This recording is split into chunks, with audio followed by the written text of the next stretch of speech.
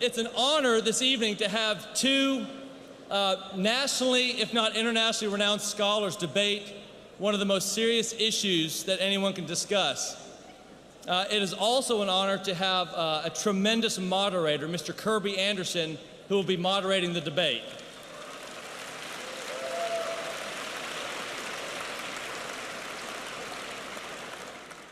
Kirby Anderson is somebody who many of us know very well. He is the president of Probe Ministries.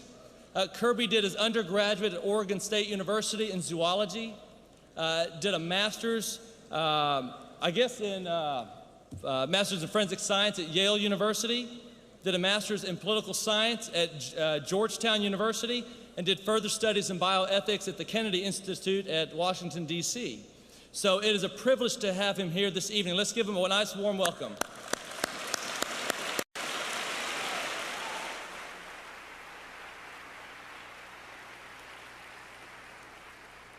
Well, good evening and welcome to this very important debate, why I'm a Christian, why I'm not a Christian. And I think you're going to find this a very important topic as we address this evening, and I hope that you'll be challenged to consider the presentations, the dialogue that takes place. Our goal is in this debate to try to educate you on what I think are some of the very important issues of Christianity and atheism by giving you an opportunity to hear both sides of an issue. Now, before I introduce you to the two participants in the debate, I do want to set a few ground rules. This is a formal debate, not a sporting event. So activities that might be appropriate at a sporting event, like cheering or booing or doing the wave, probably are not appropriate. Seriously, please refrain from any outward demonstration. Applause after each presentation is appropriate, but we would appreciate your guidance and understanding in that regard. Our two participants this evening are Dr. Keith Parsons and Dr. William Lane Craig, and perhaps if you saw the Sunday religion section edition of the Dallas Morning News, you saw the counterpoint that they did, and I think you were probably duly impressed by their credentials. Dr. Keith Parsons is currently Assistant Professor of Philosophy at the University of Houston at Clear Lake. He has his PhD in philosophy from Queen's University in Canada. He also has a PhD in the history of science from the University of Pittsburgh and has authored God and the Burden of Proof by Prometheus Books. He is the editor of a new peer-reviewed academic journal, and he is also involved, of course, with the Society of Humanistic Philosophers that publishes that journal. And as I understand now, he is currently working on a book on the history of paleontology and the sociology of knowledge. Dr. William Lane Craig was formerly a visiting scholar at the Higher Institute of Philosophy at the University in Belgium. He is currently a visiting scholar at Emory University and teaches as an adjunct professor at Talbot Theological Seminary. He holds a PhD in philosophy from the University of Birmingham in England and also a PhD in theology from the University of Munich in Germany. He has published extensively, and his books number such books as The Sun Rises, The Existence of God, and the Beginning of the Universe, in his most recent book, Reasonable Faith. Each participant will have 20 minutes for an opening argument, and then there will be 12 minutes for a first rebuttal, and then another 8 minutes for a second rebuttal. At that point, we will take a 10-minute break. This will be an opportunity for you to respond to some things we'll talk about a little bit later. And then when we return, we will go to a 15-minute sort of crossfire, point-counterpoint discussion, and then open it up for a 15-minute segment for question and answers. And you will notice the microphones located around the area here as well. We will then wrap up with a short conclusion and some final comments. We'll begin with Dr. William Lane Craig.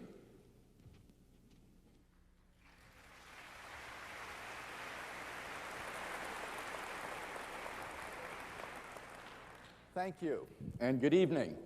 I'm delighted to be here tonight to participate in this important debate, and I hope that you'll find it both stimulating and challenging this evening. Now, the question put to us tonight, why I am or am not a Christian, has a distinctly personal flavor to it. We're not here simply to debate, is Christianity true or false, but to explain why I am or am not a Christian. So I want to honor that personal tone by sharing quite personally with you tonight why I am a Christian. I wasn't raised in a Christian home or even a church-going family. Nevertheless, I never doubted that God exists. I remember as a boy looking up at the stars and contemplating the unimaginable vastness of the universe and thinking it all had to come from somewhere. There must be a first cause or a creator of the universe. Little did I realize that my boyish intuitions were at that very moment being confirmed by advances in astronomy and astrophysics. I remember in grade school listening to our science teacher explain the two competing theories of the origin of the universe, the Big Bang theory and the steady state theory. These were, to me, mysterious and awesome matters, and it seemed inconceivable to me that the steady state theory with its infinite, beginningless past could be correct. I was pleased that our science teacher told us that in her opinion, the evidence favored the Big Bang theory. In fact, it was only a few years later, in 1965, that the discovery of the cosmic background microwave radiation effectively put the steady-state theory to rest. That radiation background proved that the universe was once in a very hot and dense state, a dramatic verification of the Big Bang theory. According to that theory, the universe has not always existed. Rather, the universe began to exist in a cataclysmic explosion about 15 billion years ago. Most laymen don't realize that according to the Big Bang theory, not only were all matter and energy created in the Big Bang, but physical space and time themselves. This is of utmost importance because it means, as the Cambridge astronomer Fred Hoyle points out, that the Big Bang theory requires the creation of the universe from nothing. Now, obviously, many scientists were deeply disturbed with the idea that the universe came into being out of nothing. This seems self-evidently absurd. Moreover, it seems to point to the need for a transcendent creator of the universe, which is anathema to secular minds.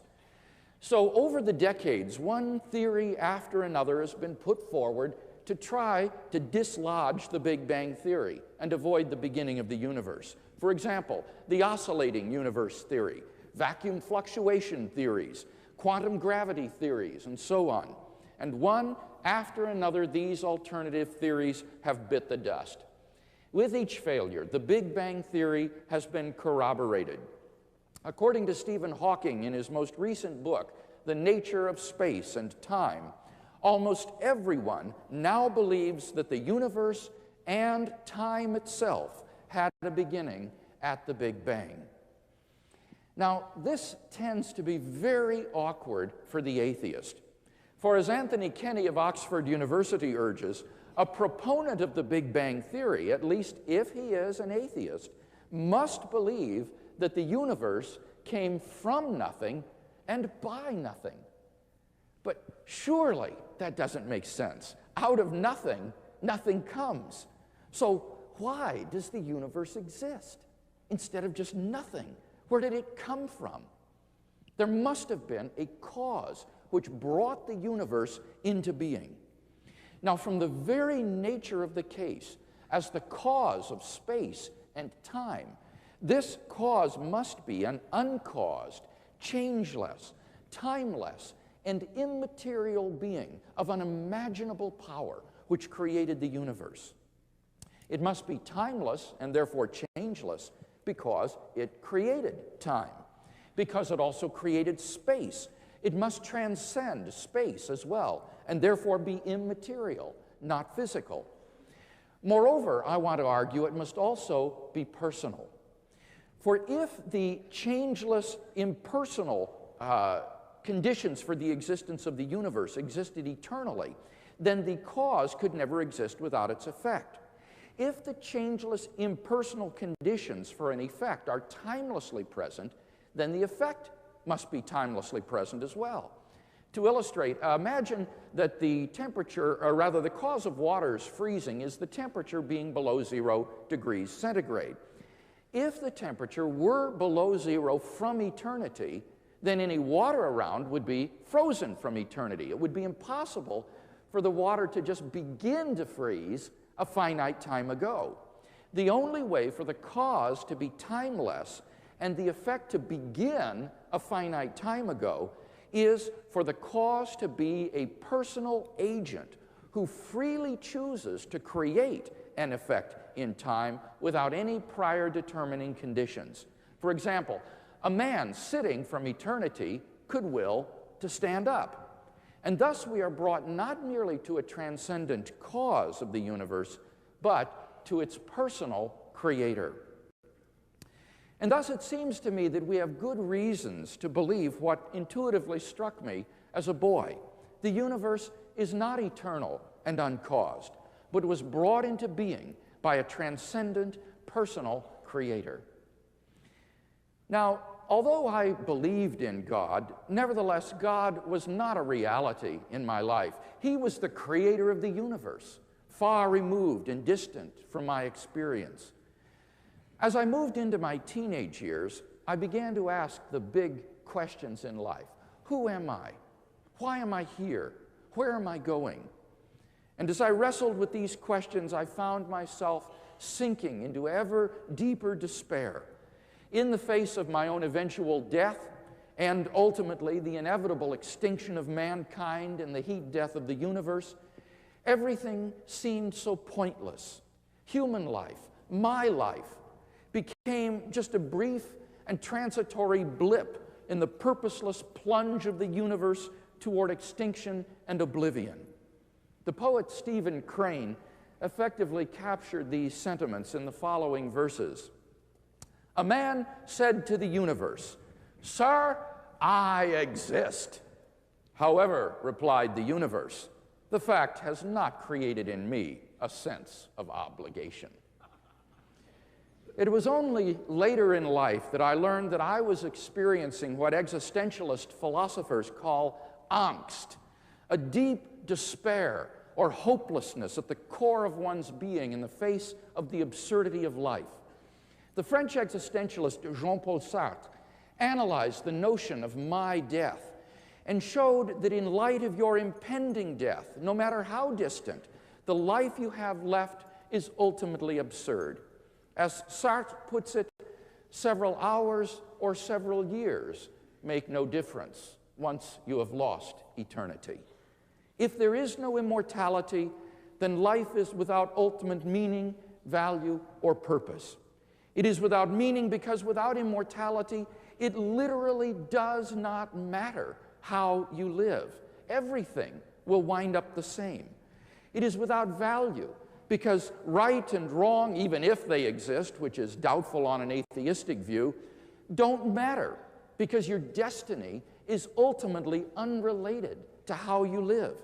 It is without purpose because the purposes we invent to fill our lives, say becoming a doctor or an artist or a baseball player, are all ultimately futile and fleeting gestures against the inevitable fall of darkness. In my high school English class, we read Shakespeare's Macbeth. The play's most memorable lines are perhaps those of Macbeth upon the death of his wife. "Out, out, brief candle, life's but a walking shadow, a poor player that struts and frets his hour upon the stage and then is heard no more. It is a tale told by an idiot, full of sound and fury, signifying nothing." In the search for answers, I began to attend a large church in our community. But instead of answers, all I found was a social country club where the dues were $1 a week in the offering plate. And the other high school students who pretended to be such good Christians on Sunday, well, I knew what kind of lives they were really living the rest of the week. I resented their hypocrisy and phoniness, and so I began to withdraw into myself. I thought, I don't need people. As Simon and Garfunkel said, I had my books and my poetry to protect me. I was on my way to becoming a very alienated young man. The anger and the hopelessness that I felt just ate away at me inside, so that every day became a burden. Then one day, when I was feeling particularly miserable, I walked into my high school German class and sat down behind a girl who's one of these types, you know, that is always so happy, it just makes you sick.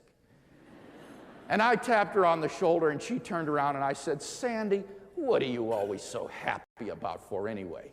And she said, well, Bill, it's because I know Jesus Christ is my personal Savior. And I said, well, I go to church. And she said, that's not enough, Bill. You've got to have him really living in your heart. Well, what would he want to do a thing like that for? She said, because he loves you, Bill. And that hit me like a ton of bricks. Here I was so filled with anger and despair, and she said there was someone who really loved me. And who was it but the God of the universe? And that thought just staggered me, to think that the God of the universe could love that worm named Bill Craig down there on that speck of dust called planet Earth. And so I began the most intense period of soul searching of my entire life. I read the New Testament from cover to cover, and as I did so, I was captivated by the person Jesus of Nazareth. His words had the ring of truth about them, and his life had an authenticity which was not characteristic of those who claimed to be his followers in the church I was attending. I found that I could not reject him. On the contrary, I was drawn to him. I learned that my problem was sin. I knew that although my life was externally upright, my heart was selfish and twisted within. I learned that as a result, I was spiritually dead and alienated from God. And that's why he seemed so distant and unreal. But Jesus claimed to have come for people like me. He said, I have come to call not the righteous, but sinners to repentance. By his death on the cross, he paid the penalty for sin that I deserved, so that I might be forgiven and restored to a right relationship with God, my Heavenly Father. But it wasn't enough for me just to believe these things. Something had to happen to me or in me. I had to be spiritually regenerated or reborn by receiving God's Spirit.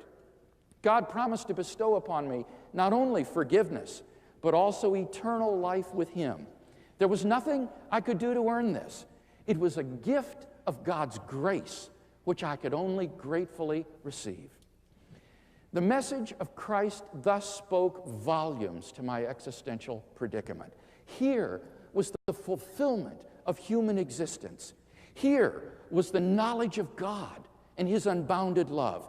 Here was the promise of eternal life, which infused the life I was now living with eternal significance, meaning, and purpose. For the choices that I made now had eternal consequences. God had given me the awesome freedom to determine my own eternal destiny. Well, at the time, I had never heard of biblical criticism, and it never occurred to me to doubt the historical veracity of the Gospels. I just had a deep sense as I read the teachings of Jesus that what he said was true. Since then, I've attended seminary, where I studied Hebrew and Greek and completed doctoral studies in theology, specializing on the historicity of the resurrection narratives in the New Testament. I've been gratified to discover that the intuitive trust which I, as a teenager, placed in the gospel accounts of Jesus' life and teaching was historically well-founded.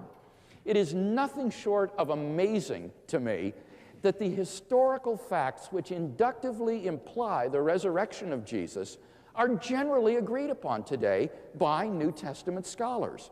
These facts are as follows. Number one, on the Sunday following his crucifixion, Jesus' tomb was found empty by a group of his women followers. Jakob Kramer, an Austrian specialist in the resurrection reports, by far, most exegetes hold firmly to the reliability of the biblical statements concerning the empty tomb.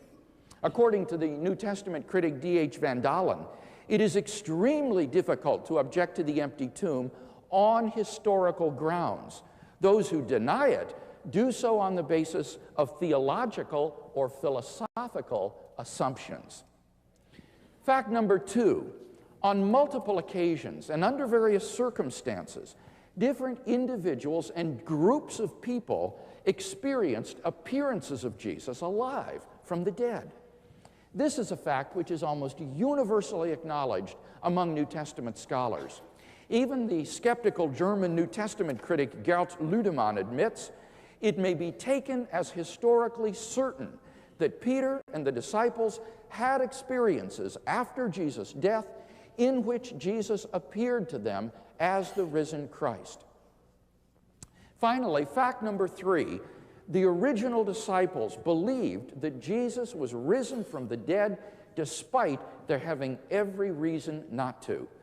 Think of the situation that the disciples faced following Jesus' death. First of all, their leader was dead, and Jews had no belief in a dying, much less a rising Messiah. Moreover, Jesus' execution as a criminal showed him out to be a heretic, a man literally under the curse of God. Finally, Jewish beliefs about the afterlife precluded anyone's rising from the dead prior to the general resurrection at the end of the world. Nevertheless, the original disciples believed in and were willing to go to their deaths for the fact of Jesus' resurrection. Luke Johnson, a New Testament scholar from Emory University, says, some sort of powerful, transformative experience is required to generate the sort of movement earliest Christianity was. N.T. Wright, an eminent British scholar, concludes, that is why, as an historian, I cannot explain the rise of early Christianity unless Jesus rose again, leaving an empty tomb behind him. There is no plausible, naturalistic explanation of these 3 facts. And therefore, it seems to me, the Christian is amply justified in believing that Jesus rose from the dead and was who he claimed to be. Well, as I said, the message of Christ spoke to my existential need. So about 6 months after my classmate Sandy first shared the good news of Christ with me, I just came to the end of my rope and yielded my life to God. I cried out all of the bitterness and anger that was in me, and I felt at the same time a tremendous infusion of joy, like a balloon just being blown up until it was ready to burst. I rushed outside, and I remember it was one of those warm Midwestern nights when you could see the Milky Way spread from horizon to horizon. And I looked up at the stars, and I thought, God, I've come to know God. And that moment changed my whole life. God became a living reality to me, a reality that I've walked with day by day, year by year, over the last 30 years. In the absence of overwhelming arguments for atheism, it seems to me that I'm perfectly rational to believe in God on the basis of his immediate presence in my life. The Bible says that the Holy Spirit himself bears witness with our spirit that we are children of God. I think that I thus have more warrant for believing that God has touched my life than I do for the premises of any argument against God. So, in conclusion, if you were to ask me why I am a Christian, I would appeal not only to the evidence for a creator of the universe and for the resurrection of Jesus, but also to the undeniability of God's personal presence in my life. A reality which I believe you too can discover if you will seek him with an open mind and an open heart.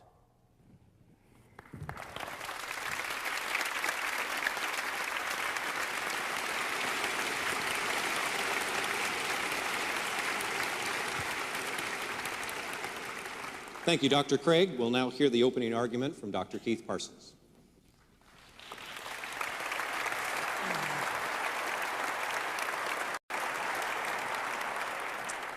Thank you very much for your warm welcome. It has been genuinely warm. Thanks to Walter Nussbaum for his fine job of organizing everything. I certainly appreciate it.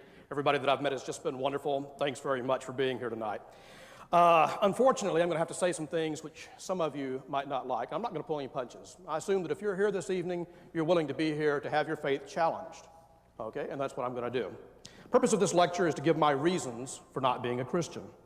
I am not rash enough to suppose that my reasons for unbelief will convince any member of this audience to surrender his or her Christian beliefs. That is not my intention anyway. I'm not here to deconvert anybody. I have two aims tonight, one weaker and one stronger. The weaker aim is to convince you that conscientious, well-considered skepticism about Christianity is an intellectually and morally respectable position. This is an important lesson for those, and I fear there are many of them, who want to see this nation turned into a truly Christian nation. My more ambitious aim is to argue that the weight of argument and evidence does not support the core claim of Christianity, the alleged resurrection of Jesus Christ. As St. Paul recognized, this is the doctrine on which all else stands or fails. I shall not claim that it is necessarily irrational for Christians to believe in the resurrection. I shall claim that for those of us, Jews, Muslims, Buddhists, atheists, etc., not already committed to that belief, that the arguments and evidence so far given are far too weak to overcome that initial implausibility. So why not just be a Christian? Why not just be one? I was happy as a Christian. The majesty and beauty of Genesis and Psalms moved me then and moves me now. The image of a stern but loving God who someday would right every wrong and dry every tear was a noble and inspiring vision.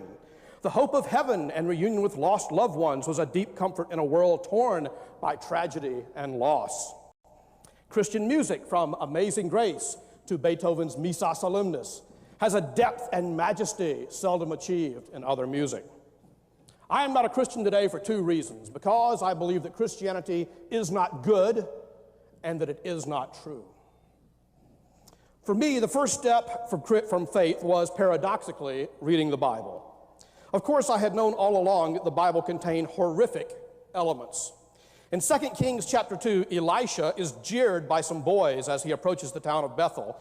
Elisha curses them in the name of the Lord. And the Bible records that 2 she-bears came out of the woods and mauled 42 of the children. In 1 Samuel chapter 15, the prophet Samuel, in the name of the Lord, orders Saul to utterly destroy the Amalekites. And I'm quoting from the Bible now. Spare no one, put them all to death, men and women, children and babes in arms, herds and flocks, camels and asses. That's from 1 Samuel chapter 15, verse 3. As I really began to read deeply in the Bible, I was shocked at how many atrocities I found. Could this be the Word of God? What about Tom Paine, one of the founding fathers of this country? Well, here's what he had to say about it, and I quote him. Whenever we read the obscene stories, the voluptuous debaucheries, the cruel and torturous executions, the unrelenting vindictiveness with which more than half the Bible is filled, it would be more consistent that we called it the word of a demon rather than the Word of God.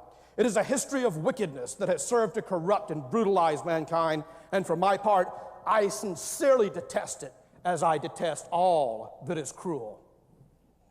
Further, pat responses by religious apologists did not convince me.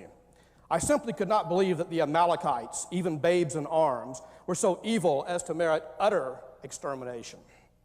Second, though I had always known that Christian history had its dark side, when I really began to study church history in earnest, I was overwhelmed at the extent of the holy horrors perpetrated in the name of Christ.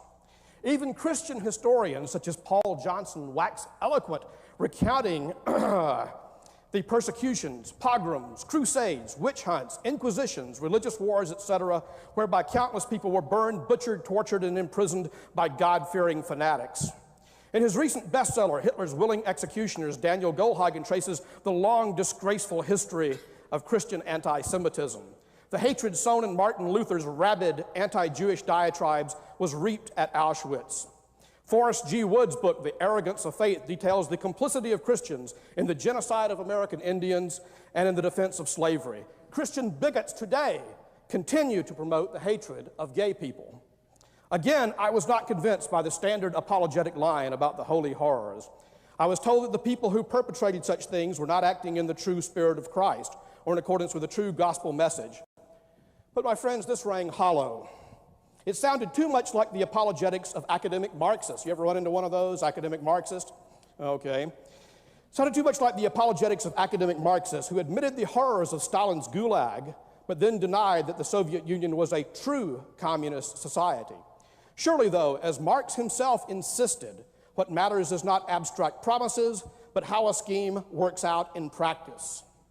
In similarly pragmatic vein, Jesus said of false prophets, "By their fruits shall ye know them." Indeed, indeed.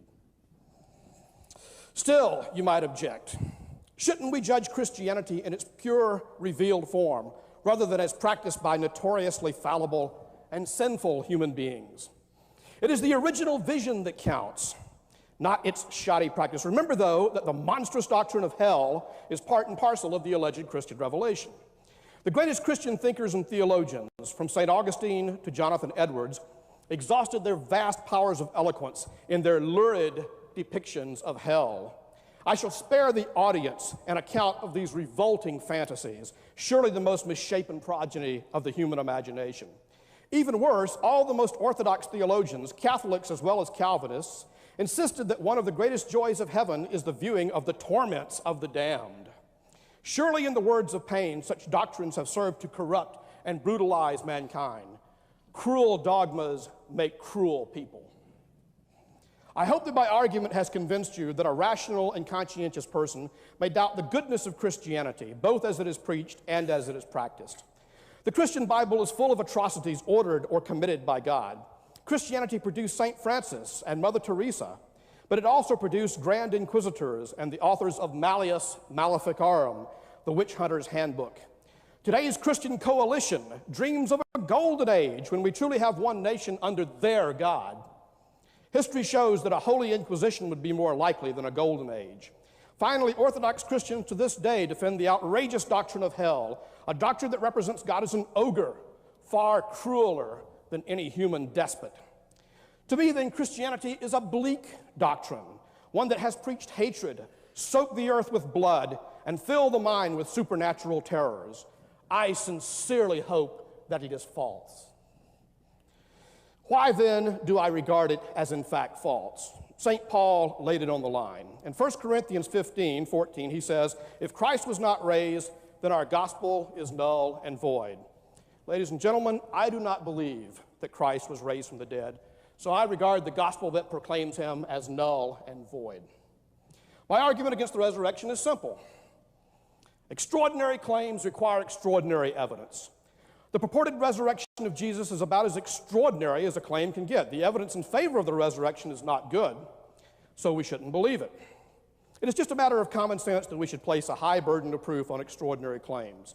Suppose I had opened this talk by saying, I just flew in from Chicago, and boy, are my arms tired. Surely you would demand very good reason indeed before you regarded this as anything other than an ancient joke. Suppose that the Reverend Billy Graham solemnly assured you that the cow in the nursery rhyme really did jump over the moon. Surely you would demand hard evidence for such an outrageous claim, even coming from so respected and trustworthy a source. Once more then, extraordinary claims require extraordinary evidence. So why do I say that the alleged resurrection of Jesus was so extraordinary? Well, surely if we know anything about the world, we know that dead people tend to stay dead. Otherwise, why should we see irony in the following notice from our Department of Social Services? Dear sir, you will no longer receive food stamps because our department has received word of your death. You must inform us in writing within 30 days if there is a change in your circumstances. Sorry, folks. Why are the reports of Elvis sightings material for the supermarket tabloids? Because we all rightly are very skeptical of reports of the resuscitations of corpses. The New Testament reports of Jesus' post-mortem appearances are even more extraordinary. Jesus was supposedly resurrected, not just resuscitated. His supernatural resurrected body could suddenly appear and disappear and pass through solid walls and doors into closed rooms. Surely a resurrected Jesus would be far more extraordinary than even a resuscitated Elvis. Here you might respond, wait a second, Parsons. Of course you atheist, are extremely skeptical of the resurrection. Like other unbelievers, you reject the whole concept of the miraculous, and you display a touching faith in the so-called laws of nature. I, however, you might say, believe in a God who can alter or suspend such laws at will. After all, the laws of nature don't tell us how things must behave, only how they usually do behave, unless, that is, God chooses that they behave differently. Therefore, you might say to that evil atheist Parsons, I do not have to rate the plausibility of miracle reports nearly as low as you do. But even if you believe in God, and even if you believe that miracles do occur, you must admit that the truth of any particular miracle report is initially most unlikely. After all, miracle reports come a dime for a dozen. Hucksters and hoaxers abound, as do false prophets and false religions. So there will be very many specious miracle reports. As a glance at the New Age or occult section of any bookstore shows you, Humans have a strong inclination to believe the extraordinary over the mundane. This is why we must repeatedly inculcate the maxim, when you hear hoofbeats in the distance, think, aha, horses, not aha, unicorns. So, whether we are theist or atheist, our initial attitude towards any particular miracle claim must be that it is extremely implausible. This does not mean that evidence cannot, in principle, establish a miracle claim. It doesn't even mean that human testimony can never establish such a claim. It does mean that the burden of proof on miracle claimers must be very heavy. As David Hume put it in his famous miracle maxim, when someone claims a miracle, we should demand that their testimony be so trustworthy that its falsehood would be an even bigger miracle than the miracle they are claiming. Does the evidence for the resurrection of Jesus meet this heavy burden of proof? Nearly all of the so-called evidence comes from the four canonical Gospels, but let's be honest. What confidence can we have in documents, 1, authored by persons unknown, clearly not eyewitnesses, 2, written 4 or more decades after the events they purportedly describe, 3, drawn upon oral traditions, and hence subject to the unreliability of human memory, 4, each with a clear theological bias and apologetic agenda, 5, containing many identifiably fictitious literary forms, 6, inconsistent with each other except where one gospel plagiarizes another, 7, at odds with known facts, 8, with virtually no support from independent sources, and 9, testifying to events which in ordinary circumstances we would regard as unlikely in the extreme. Well, Professor Craig believes that there are 3 main points of evidence that support the historical case for the resurrection of Jesus: the post-mortem appearances, the empty tomb, and the origin of the Christian faith. In my remaining time, I shall explain why I reject each of these pieces of purported evidence. The post-mortem appearances. Professor Craig places much emphasis upon the formula recited by Paul in 1 Corinthians 15, 3 through 8, where Paul lists various alleged witnesses of the risen Jesus: Cephas, Simon Peter, the 12, over 500 at once, James, Jesus' brother, all of the apostles, and finally Paul himself. This passage is important because it is very early. It names or refers to numerous alleged witnesses of Jesus, the risen Jesus, and it purports to give Paul's own testimony, the only undisputed first-person report of an encounter with Jesus in the entire New Testament. First, the early date of the formula is irrelevant. Contrary to a claim frequently made by Professor Craig and other apologists, legends can and do spread almost immediately, despite the opposition of eyewitnesses, and sometimes even with the connivance of eyewitnesses. Consider Elvis and Bigfoot sightings, Bermuda Triangle disappearances, alien abductions, crash saucer stories, and other such goofy legends. Such stories spread quickly, often despite the testimony of eyewitnesses and the efforts of would-be debunkers. Surely people are not more credulous now than they were in the first century. Anyone who insists that the resurrection accounts cannot be legendary simply opposes common sense. Getting back to Paul's testimony, let's get back to Paul's testimony. It gives no details. It does not mention the empty tomb, even though doing so would have strengthened Paul's case. It gives no place or date for the alleged resurrection. The Gospels and Acts know nothing of an appearance to the 500. Surely they would have reported such a remarkable event. Paul does not make clear whether the appearances were physical or visionary. The Greek text, folks, is entirely ambiguous on this point. More importantly, we know nothing of the reliability of any of the so-called witnesses. How reliable were Peter or James? How do we know that the 500, if they really existed, did not suffer a mass hallucination? What then about Paul's eyewitness testimony? As T.H. Huxley noted in a classic essay, if we accepted all of the eyewitness reports of miracles from old texts, we would be credulous indeed. Is Paul then particularly credible? On the contrary, Paul himself states that he was given to ecstatic visions. In 2 Corinthians 12, Paul tells us of being caught up as far as the third heaven, verse 2, and not knowing whether he was in the body or out of it, verse 2 repeated in verse 3. He reports that he was caught up into paradise, verse 4, and that he heard words so secret that no human lips may repeat them, verse 4.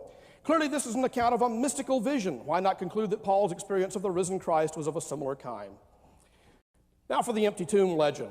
Professor Craig adduces Paul's testimony in the 1 Corinthians 15 formula that Jesus was buried as evidence for the empty tomb. But reciting such a liturgical formula no more implies knowledge of an empty tomb than singing John Brown's body lies a moldering in the grave implies knowledge of where John Brown is buried. Professor Craig also argues that had the stories of the empty tomb been fictitious, the prejudices of the day would have dictated that they be discovered, that the accounts indicated that the discoverers of the empty tomb were men rather than women. But the gospel accounts say that the disciples fled into hiding with Jesus' arrest, leaving only the women to care for the body. Besides, the washing, wrapping, and anointing of bodies was women's work in those days. Therefore, it is utterly unsurprising that a fictional account would depict women as the discoverers of the empty tomb. More fundamentally, as the Right Reverend Bishop Shelby Spong says, quote, "The discovery of an empty tomb would never have issued in an Easter faith. If there had been a tomb, and if the tomb had been found empty, it would have meant only that one more insult had been delivered to the leader of the tiny Jesus movement. The disciples, whoever they were, would have concluded that even the dead body of this Jesus had not been spared degradation. No Easter faith would have resulted from an empty tomb. Therefore, such a tradition cannot have been primary. It was but a story incorporated later into the narrative." Professor Craig's third main piece of evidence for the resurrection is the origin of the Christian faith itself. He argues that the Christian faith in a resurrected Jesus has no precedent in Jewish thought. The Jewish conception of resurrection is a general raising of the dead at the end of time, not the raising to glory of a single individual as an event in history. Further, the Christian idea that the resurrection of the righteous will somehow hinge on the Messiah's resurrection was wholly unknown. Professor Craig concludes that these new Christian ideas were so radical that only the actual resurrection of Jesus can account for so extreme a conceptual shift. But according to the Gospels, Jesus' ministry contained many heretical elements. In Mark chapter 2, Jesus claims authority for the forgiveness of sins, which elicits a charge of blasphemy from the scribes. In Mark 7, he sets aside the traditional dietary distinctions between clean and unclean foods. In Mark 2:28, he even claims to be sovereign over the Sabbath. Further, Jesus' preaching was full of apocalyptic content. He famously said, "Truly I say unto you, there are some standing here who will not taste death before they see the kingdom of God come with power." In Mark 8:31 and 10:34, he predicts that the Son of Man will die and rise 3 days later. Given the heretical and apocalyptic nature of their master's teachings and the experiences, whatever they were, that convinced them that Jesus had risen, the emergence of radically new concepts in the disciples' minds hardly seems to require supernatural explanation. For the early Christians, the resurrection of Jesus was the first eschatological event, an event that ushered in the new age, the coming of the kingdom. They believed that they were in the end times. In all honesty, folks, I simply do not see here a gaping, unbridgeable conceptual chasm between belief in a general resurrection at the end of time and the belief that Jesus' resurrection was the first event of the coming of the end times. In the presently fashionable lingo, paradigm shifts do occur. If Professor Craig insists that nonetheless, such a conceptual shift requires supernatural intervention, I simply have to ask, what are his criteria? At what point do concepts become so alien that it would require a miracle for someone to shift from one to the other? We need some such guidelines before the discussion can proceed. In conclusion, H.G. Wells one time said, "Every dogma has its day." Christianity's day has been rather long, 2,000 years. I think that's long enough. Thank you very much.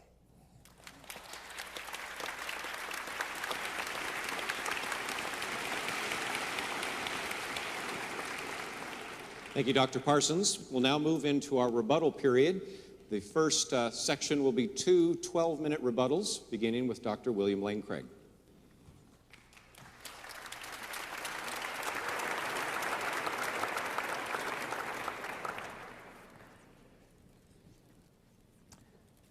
In his opening speech, Dr. Parson offered two reasons why he's not a Christian. First, that Christianity is not good. Secondly, that Christianity is not true. Let's look first at that contention that Christianity is not good. He gave several reasons why he thinks Christianity is not good. First, that in the Old Testament there are atrocities in which God destroys various people, and that this shows that God is not good. I think I would simply respond to this by saying that God, as the author and giver of life, has the right to take human life as he wills and to give human life as he wills. I would not have the right, for example, to go over and murder Dr. Parsons as he sits at the table there. But I think that God has it perfectly within his rights to strike someone dead at any moment that he would choose. So if God chooses to take human life, I simply don't see that that is not good. What about the horrors of Christian history? Well, I certainly do agree that Christians have done many bad things down through history, but on balance, the record of the Christian faith is remarkably good. Kenneth Scott Latourette, the great Yale church historian, has written, "We have much to say about the effects of Christianity upon the collective life of mankind as a whole. Here has been the most potent force which mankind has known for the dispelling of illiteracy, the creation of schools, the emergence of new types of education. From Christianity have issued impulses for daring intellectual and geographic adventures. The universities were largely Christian creations. Music, architecture, painting, poetry, and philosophy have owed some of their greatest achievements to Christianity. Democracy, as it was known in the 19th and 20th centuries, was in large part the outgrowth of Christian teaching. The abolition of slavery was due chiefly to Christianity. So too were the measures taken to protect the Indians against the exploitation of the whites. The most helpful movements for the regulation of war, for the mitigation of the sufferings entailed by war, and for the eventual abolition of war owed their inception to the Christian faith. The nursing profession of the 19th century had the same origin, and the extension of Western methods of surgery and medicine to much of the non-Occidental world was chiefly through the Christian missionary enterprise. The elevation of the status of women owed an incalculable debt to Christianity. No other single force has been so widely potent for the relief of suffering brought on by famine and for the creation of hospitals and orphanages. So that, yes, there have been atrocities perpetrated in the name of Christ, but on balance, Christianity has been the most potent force for good in the history of mankind. Secondly, I would simply say that when Christians have failed to live up to Jesus' example, that isn't an indictment of Jesus. Jesus wouldn't have been a guard at Auschwitz. Jesus wouldn't have been a persecutor of people who disagreed with him. He taught to turn the other cheek. And it's Jesus that I'm defending tonight, not the record of the Christian church, which so often fails him. Now, Dr. Parsons then raised a third point, that hell is an awful doctrine. Well, what I would simply say here is that hell is the result of persons who freely separate themselves from God. It is not a result of God's will or desire. The Bible clearly says God's desire is that every person should be saved and come to a knowledge of the truth, and that's why he gave his Son, so that everyone would come to know him. The only reason that everybody doesn't go to heaven is because some people freely separate themselves from God forever. So yes, this is terrible, but it's simply testimony to the depravity of man, that it would spit in the face of God and the gift of his grace and forgiveness. So on the contrary, I would say Christianity is good. It is good news. It is the most wonderful news that has ever been announced. But is it true? Well, here we come to the central miracle of the New Testament, the resurrection of Jesus.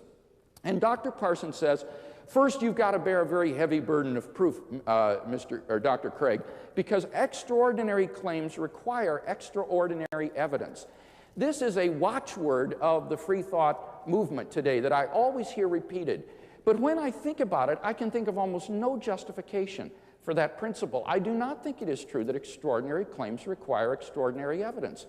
As Thomas Sherlock pointed out in his book on the resurrection of Jesus, it doesn't take extraordinary evidence to establish that someone is alive. That's easy to do. Nor does it take extraordinary evidence to establish that someone is dead. That's accepted in any court of law. But to prove the resurrection of Jesus, all you need is good testimony that somebody was alive, and then he was dead, and then he was alive again. So I don't see that extraordinary events do require extraordinary evidence. The germ of truth in this statement, however, I think, is that certain explanations are not the best explanation because they're ad hoc, they're contrived. That's the problem with saying, oh, I saw someone flapping his arms and flying about the room. It's that is an ad hoc explanation. It's contrived. There are better explanations than that. So the question is, when you come to the resurrection of Jesus, is the best explanation a supernatural explanation or a naturalistic one? And I contend it is not ad hoc to appeal to a supernatural explanation in this case because of the religio-historical context in which that event occurred. The resurrection of Jesus is not just the resurrection of someone or anybody. It's the resurrection of Jesus, who claimed to be the absolute revelation of God, who made these remarkable claims that Dr. Parsons referred to. It comes as a climax of his own unparalleled life and teachings, and is, as it were, a divine vindication of those radical claims to be the Son of God and the revelation of God to mankind. And therefore, this explanation, I think, is not ad hoc or contrived. On the contrary, it fits like a hand in a glove into the life and teachings of Jesus. Well, what about the specific evidence? Dr. Parsons inveighs against the Gospels on several grounds about how they're based on oral tradition and so forth. But at the end of the day, the fact is that compared to other sources of ancient history, the Gospels compare very well. R.T. France, who is a New Testament scholar, writes, "At the level of their literary and historical character, we have good reason to trust the Gospels seriously as a source of information on the life and teaching of Jesus. Ancient historians have sometimes commented that the degree of skepticism with which New Testament scholars approach their sources is far greater than would be thought justified in any other branch of ancient history. Indeed, many ancient historians would count themselves fortunate to have 4 such responsible accounts written within a generation or two of the events and preserved in such a wealth of early manuscript evidence." And then listen to what he concludes. "The decision as to how far a scholar is willing to accept the record they offer is likely to be influenced more by his openness to a supernaturalistic worldview than by strictly historical considerations." In other words, skepticism about the Gospels, let's face it, is not rooted in their historical and literary quality, which is very good. It's rooted in an anti-supernatural bias, and I think that that's been evident in Dr. Parsons' own remarks tonight. Now, what specifically can we say about the appearances, the empty tomb, and the origin of the Christian faith? First, with respect to the appearances, I pointed out that it is universally agreed upon by New Testament scholars today that the earliest disciples did experience appearances of Jesus. Dr. Parsons simply flies in the face of New Testament scholarship. Why? Well, he says because legends can arise rapidly, and he gives the example of UFO reports, Elvis sightings, and so forth. This is just based on a misunderstanding. UFO sightings, Elvis reports, Bermuda Triangle are not of the genre of legend. Legend concerns how oral tradition being passed from one generation to another eventually gets transformed, like in the child's game of telephone, into a completely different story. And the classical Greco-Roman historian A.N. Sherwin-White has said that even 2 generations is too short a time span for for legendary tendencies to wipe out the hard core of oral tradition. So we're not talking here about lies, fabrications, hoaxes, and so forth. We're talking about how long it takes for oral tradition to be completely reformed so that the memory of the original events is forgotten and be replaced by something else. This typically takes centuries, as in the legends of King Arthur or the legends of Alexander the Great, which didn't arise until centuries after those people were dead and gone. By contrast, in the Gospels, these accounts are written within the first generation during the lifetime of the eyewitnesses, so I don't think they're legendary. Moreover, I want to point out that they are multiply attested, not simply by Paul, but also by the Gospels, where you have independent, multiple attestation of these events. And that's why most New Testament scholars, unlike Dr. Parsons, believe these events really happened. Now, could they, however, have been hallucinations, as Dr. Parsons suggests? I think not. Number one, hallucinations cannot explain the physicality of the appearances. They were physical, as narrated in the Gospels. 2, the number and the various circumstances of the appearances preclude hallucinations. Jesus wasn't just seen one time, but many times, not just by one person, but many people, not on just one occasion, but under many occasions, not just by individuals, but by groups. The hallucination hypothesis just can't be stretched to accommodate that diversity.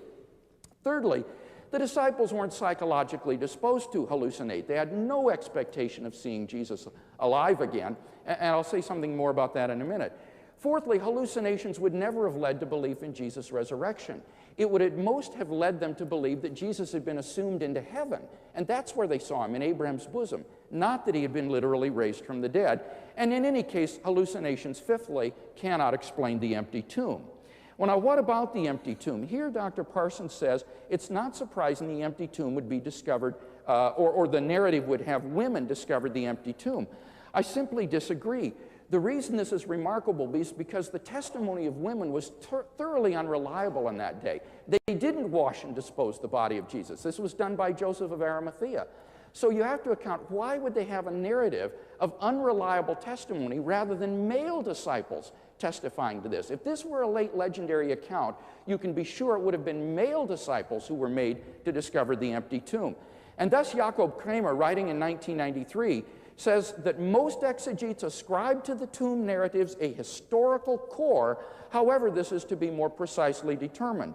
Raymond Schwager in 1993 says, in contrast to the legend hypothesis, it has recently become usual to assess positively the behavior of the women with respect to Jesus' death and on Easter morning. So I think this is a good reason to accept the empty tomb, as most New Testament scholars do. Finally, the origin of the Christian faith, he says, maybe they came up with this idea because Jesus predicted his resurrection. But you see, the skeptic can't argue that way, because the skeptical scholar doesn't think Jesus predicted his resurrection. They think those predictions were written back in after the fact. If you accept that Jesus did predict his resurrection, then you've got to also accept the historicity of the empty tomb narratives, the appearances, and so forth, because those narratives are better attested historically than the fact that Jesus predicted his resurrection. Do you see the point? If you accept the predictions, then a fortiori, you've got to accept the empty tomb and the appearances. And thus, I think we have good reason for believing that Jesus rose from the dead and was who he claimed to be.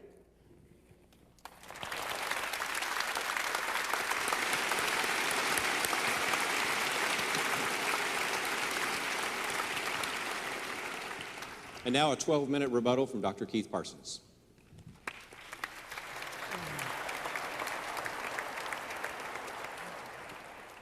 Okay, thanks. I would like to begin by addressing a couple of points that Dr. Craig made in his opening speech, which I didn't address at that time. First of all, Dr. Craig indicated that he thinks that life is meaningless without belief in a personal God. At least that's how I understood him, that unless you believe in a personal God, somehow your life is meaningless. Folks, I'm afraid to say that I'm going to have to be rather dismissive with respect to that claim. Maybe it will be justified at greater length in a little while. Is he honestly saying that Bertrand Russell led a meaningless life? That Spinoza led a meaningless life? I should have such a meaningless life. Is he saying that Einstein, who did not believe in a personal God, led a meaningless life?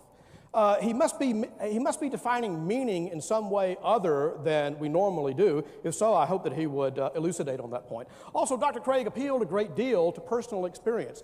He has had a personal, overwhelming, born-again experience of a living God. Well, what about those of us, including myself, that have had an experience of searching for God and not finding? Honestly, openly, earnestly searching and not finding. There are many people like me. All that I can see that Dr. Craig can do is just simply deny that there are people like me or that my experience is genuine. And if he denies it, I'll just reassert it again, because I stand on that just as much as he stands on his claim to personal experience. I have just as much right to appeal to personal experience as he does. Okay, well, let's take a look at some of the other things which he has said in response to my opening one. First of all, he's talking about some of the stories that they have in the Old Testament and other places in which it says God has the right to kill human beings. My friends, I must just express shock at this. God has the right to be a homicidal maniac, to kill human beings whenever he wants to?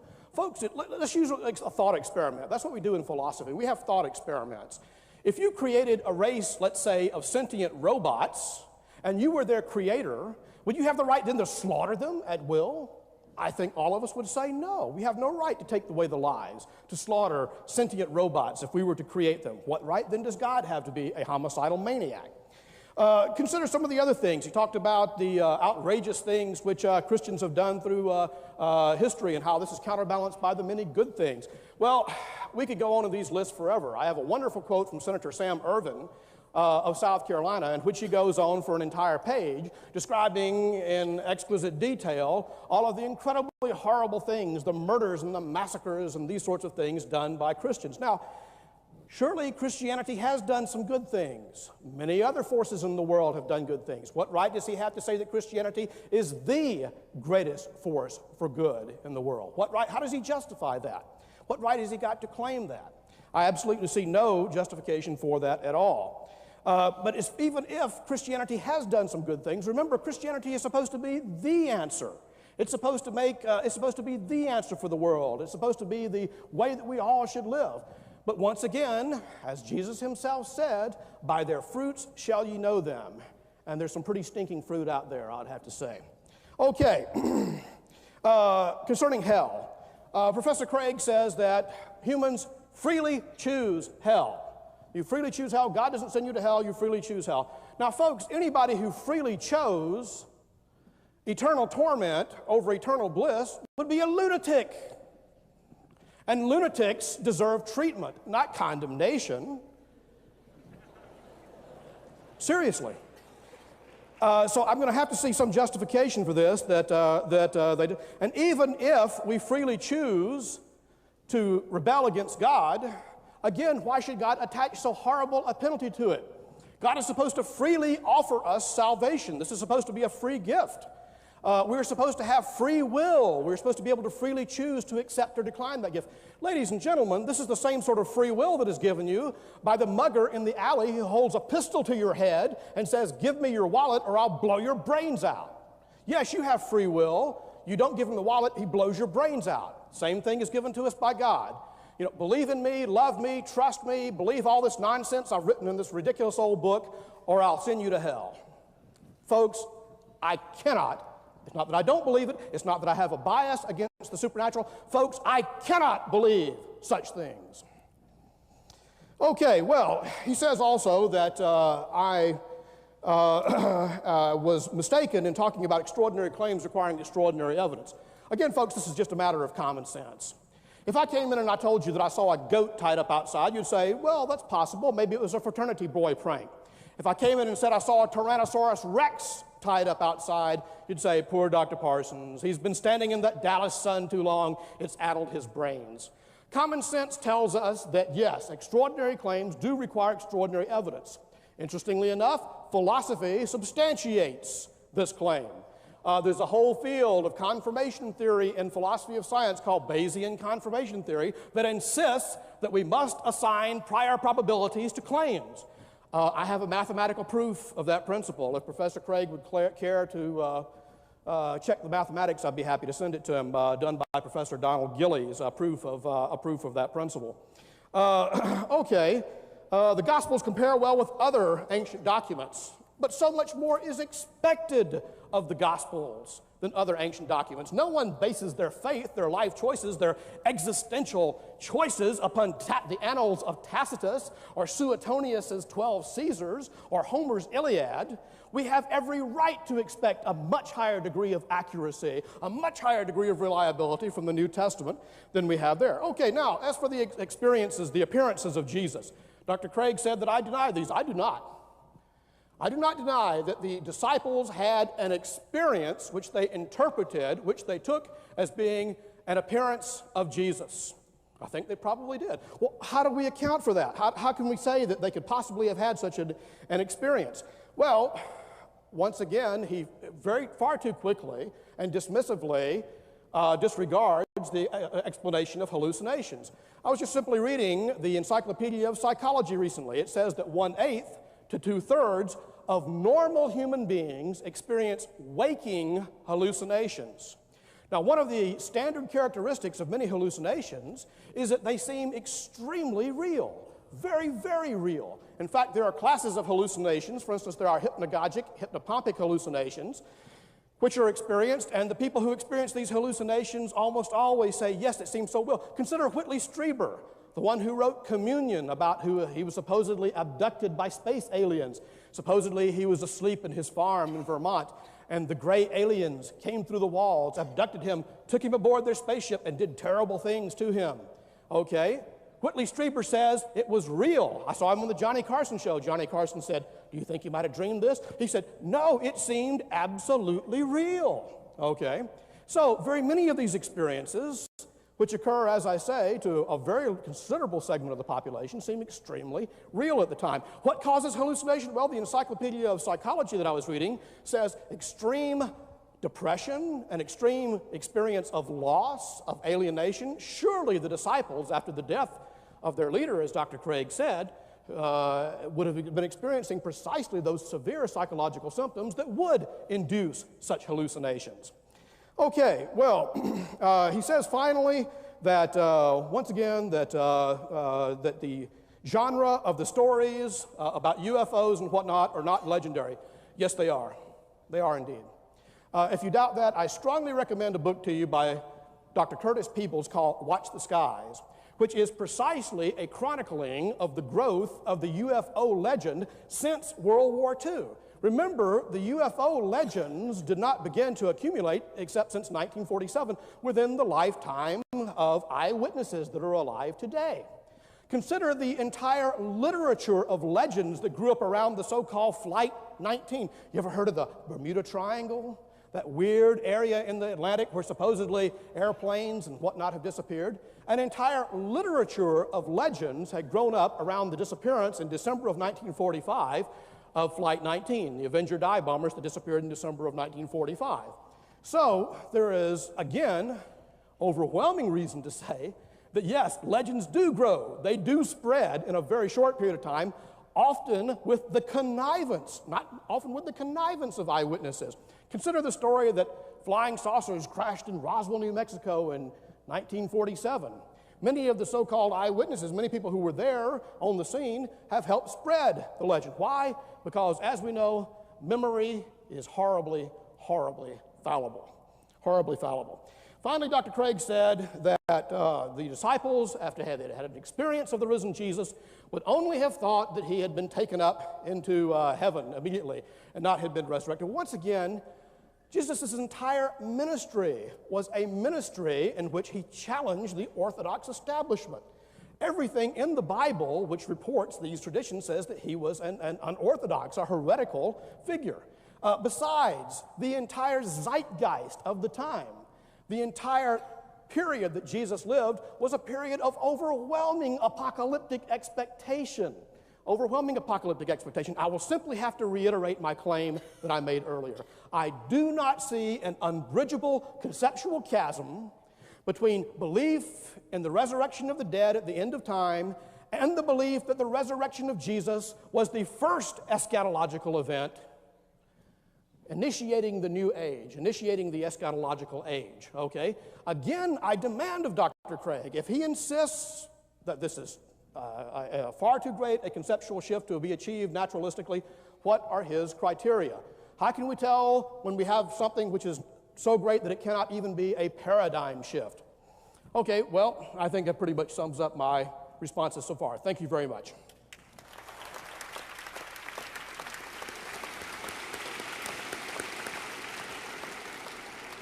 We will now have the second rebuttal, 8 minutes. First, Dr. William Lane Craig.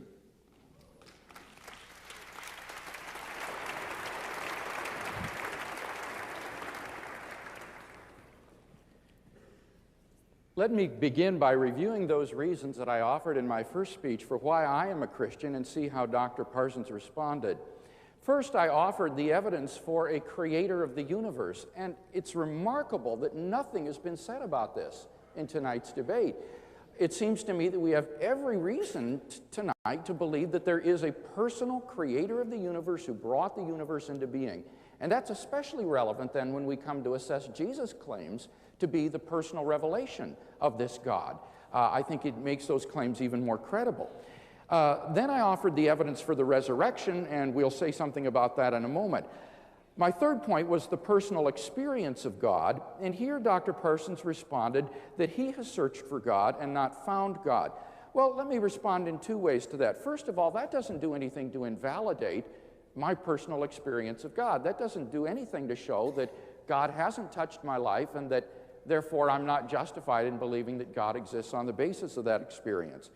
But secondly, Jesus of Nazareth said that anyone who is seeking and searching for God will ultimately, in the end, find God if they seek for him with an open heart and an open mind. He said, "Seek and you will find, knock and the door will be opened, ask and it will be given to you. For everyone who seeks finds, to him who knocks, the door shall be opened, and to him who asks it shall be given." So I would just encourage Dr. Parsons to keep on seeking, to keep on knocking, to keep on asking, and I believe that God will answer that. You know, if I just may say again, God loves each one of us. He wants us to come to know him, and if we will simply open our hearts to his grace and his love, I believe that we can find him as a reality. He's not hiding. He wants us to come to know him. Now, finally, what about the point that if God does not exist, then there is no meaning in life? Dr. Parsons says, what about Bertrand Russell? You mean to say Russell's life was meaningless? Russell himself said this. It's the atheists themselves who say that without God, life is absurd, without meaning or value. Listen to Russell's own words. This is what he said. Listen to Russell's words. Man is the product of causes which had no provision of the end they were achieving. His origin, his growth, his hopes and fears are but the outcome of accidental collocations of atoms. All the labors of all the ages, all the devotion, all the inspiration, all the noonday brightness of human genius are destined to extinction in the vast death of the solar system. The whole temple of man's achievement must inevitably be buried beneath the ruins beneath the debris of a universe in ruins. No philosophy which rejects these truths can hope to stand. Only within the scaffolding of these truths, only upon the firm foundation of unyielding despair, can the soul's habitation henceforth be safely built. It is the atheists themselves who have recognized the absurdity of life if there isn't a God. And the good news, I think, of the gospel and of the evidence is that there is a personal creator of the universe that we can come to know. Now, what about that area of, or the reasons for not believing in Christianity? Here, Dr. Parsons responded to my statement about Christianity being good, that he thinks God doesn't have the right to take life. Well, I guess I simply disagree. God is the creator, the author, the sustainer of life, has the right to give it and take it as he sees fit. I think we simply have a difference of opinion on this. Secondly, what about Christianity being good down through history? I said Christianity has a good track record. He says, well, why say Christianity is the greatest influence for good? Now, wait a minute. He's the one who has to bear the burden of proof here. He's the one who said Christianity was bad. So he's got to show why the Christian influence has not been good. All I have to do is show that it has, and it certainly has been. Moreover, I said Jesus wasn't like that. Jesus is the person to whom we must look for our example, and he didn't deny the point. Finally, with respect to the doctrine of hell, he said anyone who would reject God is a lunatic, and lunatics deserve mercy. What I would say here is that the demands of God's justice must be met. God is a holy God, cannot simply blink at sin. Otherwise, we don't live in a moral universe, and therefore sin must be punished. Thus, we are morally obligated to believe in God. We are morally obligated to worship him and to love him as the supreme source of goodness and truth. But we have the freedom to disobey, in which we have to bear the consequences, just as when one of my children has a moral obligation to do what I say, but they have the freedom to disobey, in which case they're disciplined. Now, what about the resurrection of Jesus? We really disagree on this idea that extraordinary claims require extraordinary evidence. And look what he said in his last speech. It's just common sense. Boy, your antenna should go up immediately when somebody makes that kind of appeal, because that means there's a want of an argument here. There's no argument as to why that's true. On the contrary, what I said, the reason these strange claims are not accepted is not because of a lack of extraordinary evidence, it's because they're ad hoc. But in the case of Jesus, such explanations are not ad hoc. He says Bayes' theorem shows these to be improbable. Not at all. There is no improbability in the hypothesis God raised Jesus from the dead. What is improbable is the hypothesis Jesus rose naturally from the dead. I agree that that is highly improbable, but it is not improbable that God raised Jesus from the dead. And we've already seen that there's good evidence to believe that God exists. Now, what about the Gospels specifically? I argued that the Gospels are generally historically reliable, and he responded, but much more hangs upon the Gospels than it does on Tacitus and Pliny and other ancient historians. Sure, of course I admit that, but the amount that hangs on the truth of a narrative has absolutely nothing to do with the truth or falsity of the narrative, whether it's credible or incredible or not. So that's simply irrelevant to say much hangs on this. Of course much does, but that doesn't affect that the narrative is basically credible. And I argued that the majority of New Testament critics today who are experts in this field accept the appearances, the empty tomb, and the origin of the Christian faith. Now, Dr. Parsons in the last speech says, I do agree that the disciples experienced appearances of Jesus, but I would say that these were just hallucinations. But again, I want to recur to the fact hallucinations can't explain the physicality of these appearances as they occurred, the number and the variety. It's not just one UFO abductee. It's groups of people, numbers of people, unbelievers, skeptics, believers who saw Jesus. Hallucinations can't accommodate that diversity. I also argued that wouldn't have led to belief in Jesus' resurrection because the Jewish beliefs about the afterlife said that the resurrection only occurred after the end of the world, not within history. So they wouldn't have come to believe that. Rather, given their Jewish frame of thinking, what they would have believed had they hallucinated is God has translated Jesus into heaven, into paradise, and there he's appearing to us. If they had a hallucination, that's what a Jew would believe, not the contrary to Jewish thinking belief that he had been raised from the dead. And again, of course, hallucinations cannot explain the empty tomb. You have to cook up some independent hypothesis to explain the empty tomb after you've tried to use hallucinations. What about the empty tomb? I don't see that he responded to my points about how it's surprising that women would have discovered the tomb. Let me just mention a couple of other points in favor of the empty tomb story. Number one, it is found in a very old source, which is used by Mark, our earliest Gospels, and that mitigates the possibility of legendary development. Secondly, it lacks any signs of legendary development compared to, say, the apocryphal accounts. Is that a zero? Oh, so I'm out of time. Okay. And finally, the Jewish polemic, earliest propaganda presupposes the empty tomb. They said the disciples stole the body, which presupposes the body was gone. So I think we have good reason to believe in the resurrection of Jesus and that he was who he claimed to be.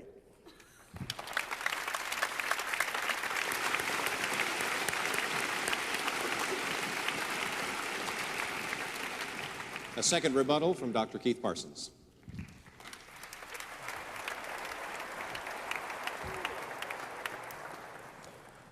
Dr. Craig began by wondering why I did not address the issue of God being creator of the universe. The reason why is that has nothing to do with what we're talking about here this evening. The issue this evening is Christianity. One may be atheist, as Jews and Muslims are, and believe that there is a creator of the universe without believing in Christianity. If Professor Craig wants to schedule a debate with me on atheism versus theism in which we discuss this issue, I am open for such an arrangement at any time in the future. I'll be happy to discuss the creation. I'll be happy to discuss the fallacies and the sophistries and his various arguments there at some future time. Let's get back to personal experience. Personal experience, he says, my lack of experience does not indicate that his experiences are invalid. But remember, once again, in all of his speeches and all of his apologetic, Professor Craig offers his personal experiences as evidence for people like me, as apologetic.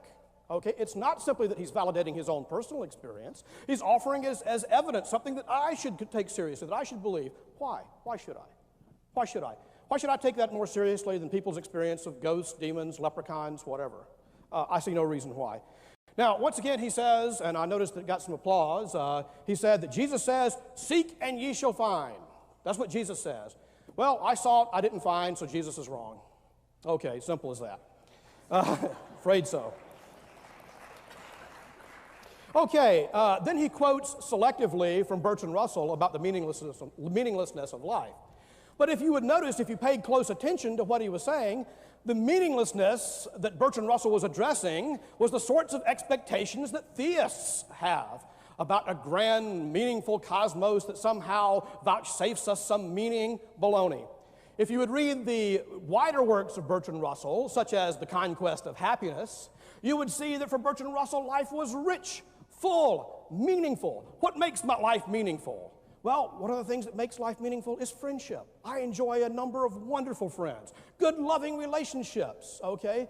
Fortunately, I've enjoyed a number of wonderful, loving relationships. Having interesting work to do. Now, Bertrand Russell certainly had interesting work to do. Much of his work late in life, when he was 92 years old, he was arrested for protesting against nuclear weapons. Now, again, folks, I would have to say this is prima facie evidence of meaning. If Professor Craig insists that this is not meaningful in life, I insist again he is using a tendentious and a question-begging definition of meaningfulness, one which would be given by a theist, but not by me, not by Bertrand Russell. Again, the fact that Bertrand Russell says that theistic expectations of meaninglessness are not to be met does not show that in a simpler, more direct sense of the meaningfulness of life, that his life was not meaningful. It was meaningful in every conceivable, reasonable, rational sense. Okay, he does talk about, says God has no right to, I have said that God has no right to take a life, and he says, I just assert that God has no right. But again, folks, I did not just simply assert that. I appeal to our common intuitions. I appealed to basic, I brought up a thought experiment, which he did not reply to in any way whatsoever. My thought experiment was, imagine that you created a sentient race of beings with feelings and passions and concerns.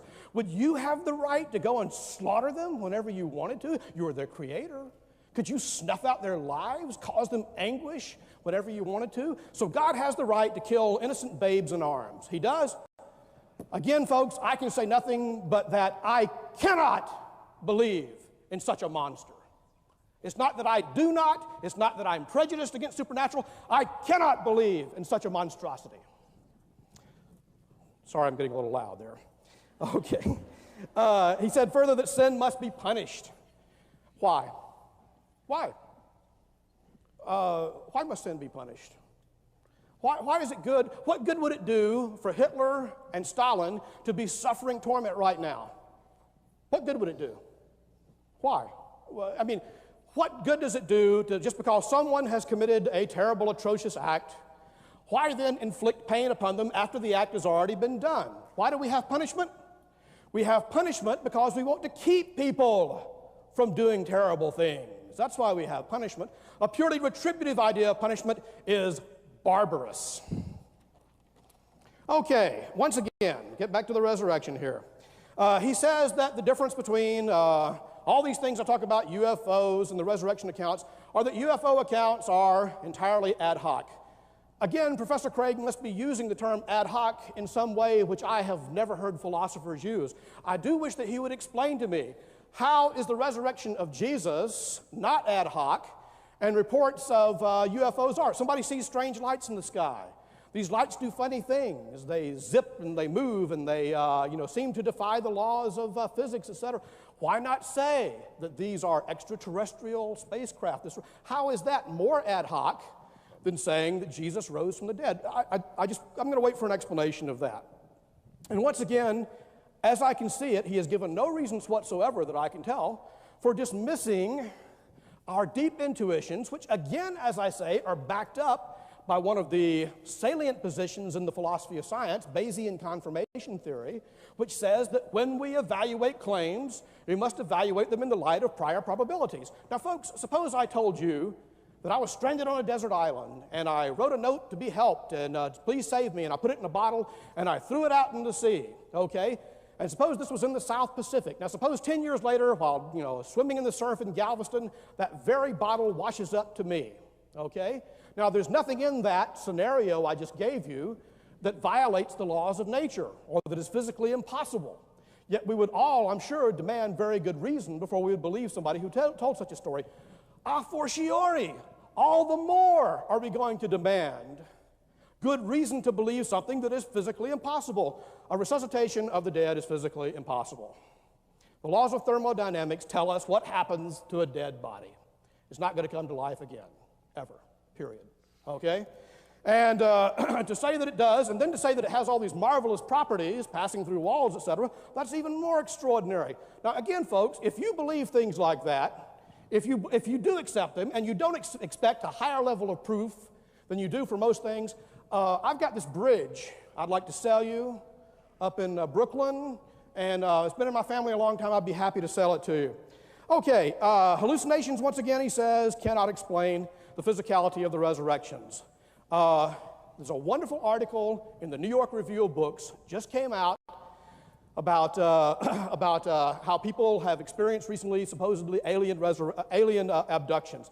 Again, I cannot emphasize too much the physicality, the overwhelming sense that this is real, that it's actually happening. It's not a dream. It's not a delusion. The people that have experienced these things are extremely positive that this really happened. Okay? And how do they explain all sorts of things? Well, they explain it the same way Christians do. You invoke an ad hoc miracle to explain away any difficulty. Okay, finally, the empty tomb. What's the oldest empty tomb tradition? The oldest empty tomb tradition, according to biblical scholar Reginald Fuller, was the discovery of the empty tomb by Mary Magdalene on Easter morning. Who is Mary Magdalene? Why should we trust her? It was said in the Bible that Jesus drove 7 demons out of her, 7 devils. Does this indicate a reliable personality to you? Well, I don't know. Finally, let's see, I think I've got 0 time left. Thank you very much.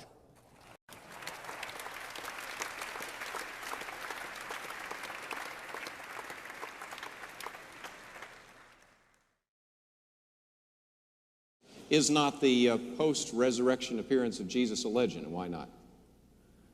Well, I don't think that the appearance stories are legendary, although I don't think that this is really a key point in the debate tonight, because you admit, Dr. Parsons, that they did have these experiences. The question is the nature now of the experiences, or the explanation of the experience. Which is the best explanation, that they were veridical or that they were hallucinatory? That seems to me to be the issue. But the argument against legend was based on the fact that normally legends don't accrue that rapidly, that the legends take centuries to develop, and therefore it's unlikely that these are legendary accounts. I would say, once again, there are obvious counterexamples to that claim. One of my favorite counterexamples is the famous Darwin legend. You recall that Darwin died in 1882, April 19th, I believe that it was. Almost immediately, the legend began that Darwin, on his deathbed, had confessed his belief in Christ and had renounced his atheistic, godless theory of evolution. Almost immediately, that story began. It was preached from pulpits. T.H. Huxley and others, members of the Darwin family, attempted to squelch this story. Within 30 years, one Lady Hope published an article in which she claimed to have interviewed Darwin in the months before his death, and claimed that at that time that he had confessed that he did not believe in evolution, and that he believed in God, and he regretted evolution, all this sort of thing. None of that took place. All these stories spread like wildfire through the evangelical publication, spread, might I say, by good Christians. Spread by good evangelical Christians who never even bothered to check with the eyewitnesses, namely Francis Darwin and others who were present. To the end of his life, Leonard Darwin, the last of the Darwin children, denounced Lady Hope's story as a lie, a hallucination, and whatever. It had no effect upon preventing the spread of this infamous legend. See, I think that this is, again, a mistake of genre. I'm not talking about lies or rumors or so forth. What this quotation from A.N. Sherwin-White says, that I quoted from his book Roman Society and Roman Law in the New Testament, is the following: that 2 generations is too short a time span to allow legendary tendencies to wipe out the hard core of oral tradition. So what he's talking about is where you have an oral tradition that is being passed on, and then it gets reshaped and retold and modified over the years and over the decades. And he's saying that when you look at how that happens, that wholesale reshaping of oral tradition can't happen in less than 2 generations, so that the historical memory is lost. That's the point he's making, and that's not countered by examples of things like, you know, the false stories of Darwin's deathbed conversion and so forth. But as I say, I don't think that this is really the central issue between us, because you do admit these early disciples had some kind of dramatic transformative experience that led them to believe now that their master was alive again, that he was not dead, that he was risen from the dead. And that's I'm sure you'd admit again too, this is an extraordinary belief that's very un-Jewish. It's very odd, and so we want to know, one of the points that I'm making is we want to know what's the origin of these men coming up with this belief, which they believed so strongly and so sincerely that they were willing to go to these hideous deaths for it. Why do you believe that it could not have been a hallucination? Surely you know from the things I've said and from the extant literature on the nature of hallucinations, which I assume you've investigated, that hallucinations, as I've said repeatedly this evening, are often experienced by people as being extremely real. Furthermore, as I said in one of my rebuttals, precisely the conditions under which we expect people to have hallucinations are those which undoubtedly were being experienced by the disciples. Yeah. An extreme sense of alienation, an extreme sense of loss, a terrible reactive depression. It's been pointed out many times that, gosh, 1/3 to over 1/2 of the people who have been bereaved will have a waking hallucination of their loved ones that they have lost. Yeah, but then they don't conclude that they're risen from the dead as a result of that. Well, you know, why not? Well, but they don't. I mean, I'm willing to remember. Of course, they don't conclude that they are risen. Well, I'm not sure. We'd have to check and see. There are many people that do believe that people are risen from the dead. Once again, in the present day and age, there are people that have encountered the risen Elvis, as I say over and over again. Yeah, but don't you now in the Elvis case? And so there are many people. But we have to remember the specific context in which the disciples were existence. Exactly, and that's why it's misleading to use these Elvis sorts of analogies. You need to show the parallels here. But the day and age of the disciples was very much like ours in the sense that there was tremendous apocalyptic or eschatological expectation. Yes, that's right. Okay, some people even believe that John the Baptist was the expected Messiah. This is why the Gospels are at such pains to indicate, the submission of John the Baptist to Jesus. So there was tremendous apocalyptic expectation. Right. The final age was at hand. God would intervene decisively in history to overthrow the Roman overlords. Right. This sort of thing. They were hoping for a political Messiah who would throw off Rome. Expectation, why, once again, would it be beyond the bounds of belief to think that the disciples could have an experience of the end of the world had to occur first before the resurrection of the dead would occur, and it was always a general resurrection. Everybody would come out of the graves, together. And so if they had a hallucination, and let me concede that people who are bereaved and in experiencing mourning and loss might have, say, hallucinations of the dead one. Maybe Mary Magdalene or somebody, say, hallucinated Jesus.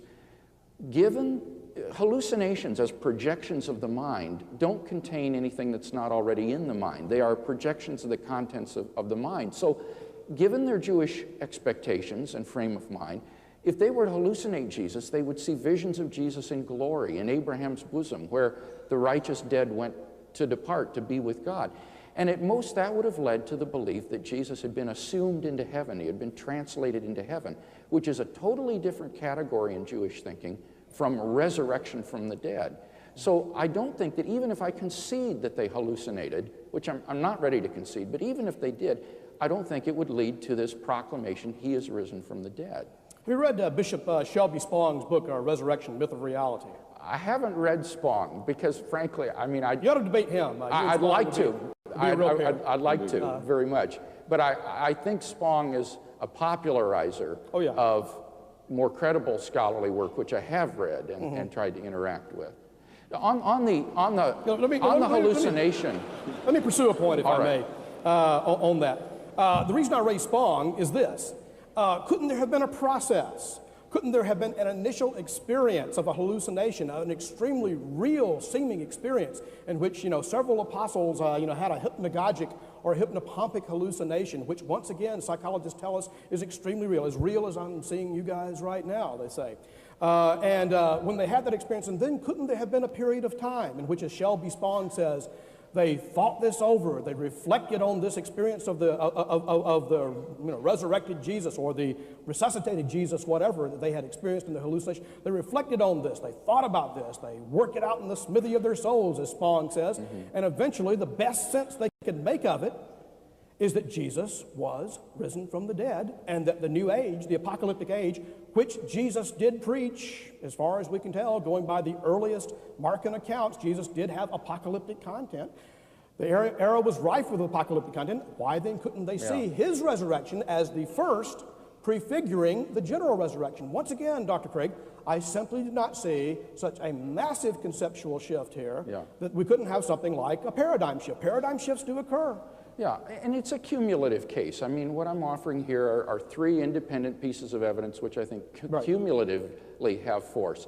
And with respect to the paradigm shift, it just seems to me that given the Jewish frame of thought and beliefs about the afterlife, that if they were to hallucinate Jesus, the best explanation of what a Jew would believe in having such an experience would not be he is risen from the dead. That was an un-Jewish way of thinking. It's in hindsight that we look back and say, oh, they might have believed that. But that's not the way I think a first century Jew would have interpreted it. I mean, it would have involved spiritualizing the kingdom of God rather than thinking of it as, physically coming.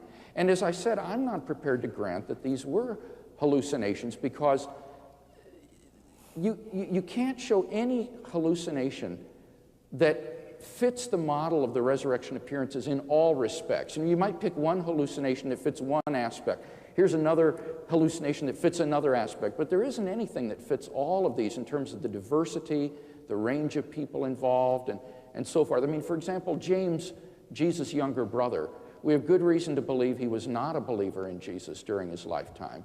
And yet we know also, we have good testimony that he was a firm believer and leader of the New Testament church afterwards. Now, how do you explain the fact of James' conversion from being an unbeliever to being prepared to die. And he did die. Josephus tells us James died for his belief that his older brother was the Lord. Now, what would cause you or me to believe your brother is the Lord? You know, apart from what Paul says in 1 Corinthians 15, then he appeared to James. And you can't write that off as hallucinatory because James was an unbeliever. And similarly, Paul, you know, was an unbeliever. So it's this diversity that I think makes the hallucination hypothesis less credible. Can we come to some claims? You had talked about the idea of extraordinary claims require extraordinary evidence. Yes, indeed. The question I've got is, what would that extraordinary evidence be in the first century? You didn't have video cameras, you didn't have scientific tests, so what would that look like if you were looking for extraordinary evidence? What would, gosh, you know, that makes it especially difficult, of course, right? It makes it especially difficult in justifying any miraculous claims from those days. And I think that's not a problem for me in any sense at all. That's a problem for the people who are claiming the miracles. The paucity of evidence, you know. If there had been a video camera there at the door of the tomb, you know, and we could see the angel coming down, rolling aside the big stone, that sort of thing, well, I would say probably, first of all, it was made in the Walt Disney Studio. That would be my first hypothesis. You know, that Steven Spielberg had something to do with it. You know, Gospel of Matthew is incredibly Spielbergian. He ought to make a movie of it, okay. But, you know, that would be my first hypothesis. But, you know, you raise a legitimate issue, but, you know, I'd simply have to point out that's not a problem for me. That's a problem for anybody who wants to claim a miracle. T.H. Huxley, in a marvelous classic essay written in 1890-something, he said, look, there are all sorts of sources that we have from ancient times that include eyewitnesses saying, I was there when Charlemagne cured the leper, okay? If we believed all those stories, we would be incredibly credulous people. Remember that wonderful thing in Shakespeare? I love the quote from Shakespeare from Macbeth. Remember the thing in Shakespeare in Julius Caesar in which he's talking about, you know, that against the Capitol I saw a lion walking and I saw a common slave, you know him well by sight, that he was emanating fire, this sort of thing. Well, again, these sorts of stories came from sober, secular, pagan, whatever historians of ancient times. If we believed all of those stories, once again, I've got some Dr. Parsons patent miracle cure that I would like to save you. I just need to go out and bottle it up, you know, for a few minutes and bring it back into you, and I would like to sell you that. We would be incredibly credulous to believe all this. Well, these cases have to be assessed on a case-by-case basis. You can't dismiss the resurrection narratives on the basis that some other spurious miracle stories have occurred. You have to assess each one on its own merits. And what I fear from your response is that this watchword, extraordinary claims require extraordinary evidence, is really just an excuse for an a priori rejection of the miraculous, because you weren't, or you didn't give any sort of evidence that would satisfy you with respect to one of these extraordinary claims. It made it sound like, to me, you were saying that nothing would convince you, no matter what. No, all sorts of things would convince me. Well, with respect to the resurrection, though, I mean, you even said if there was a video camera, you'd say it was a fake stone that was rolled away. You know, I mean, what sort of... That would be the more reasonable hypothesis under the circumstances. Well, but see, that's what I fear. It is. It's just an a priori rejection of the miraculous here. You're not... There isn't any kind of literary testimony, historical testimony that could convince you. Once again, it's common sense. Let me appeal to court cases, okay? In court, on what basis do we believe certain testimony, okay?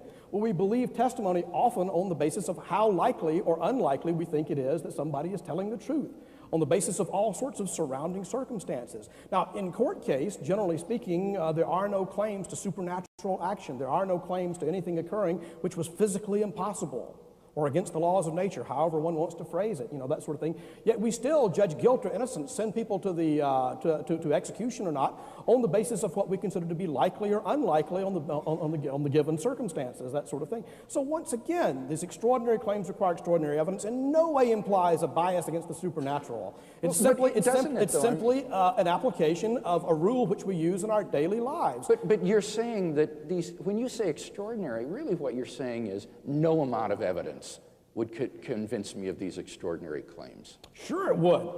If tomorrow morning, immediately after breakfast, suddenly there was an earthquake, you know, and a silvery light shone in the sky and the leaves dropped from the trees, and I dashed outside and there, towering over us like 100 Everests, was this giant figure with lightning playing around his Michelangeloid face, and he pointed down and saying, "Be assured, Keith M. Parsons, that I do in fact exist, and I'm sick of your logic chopping."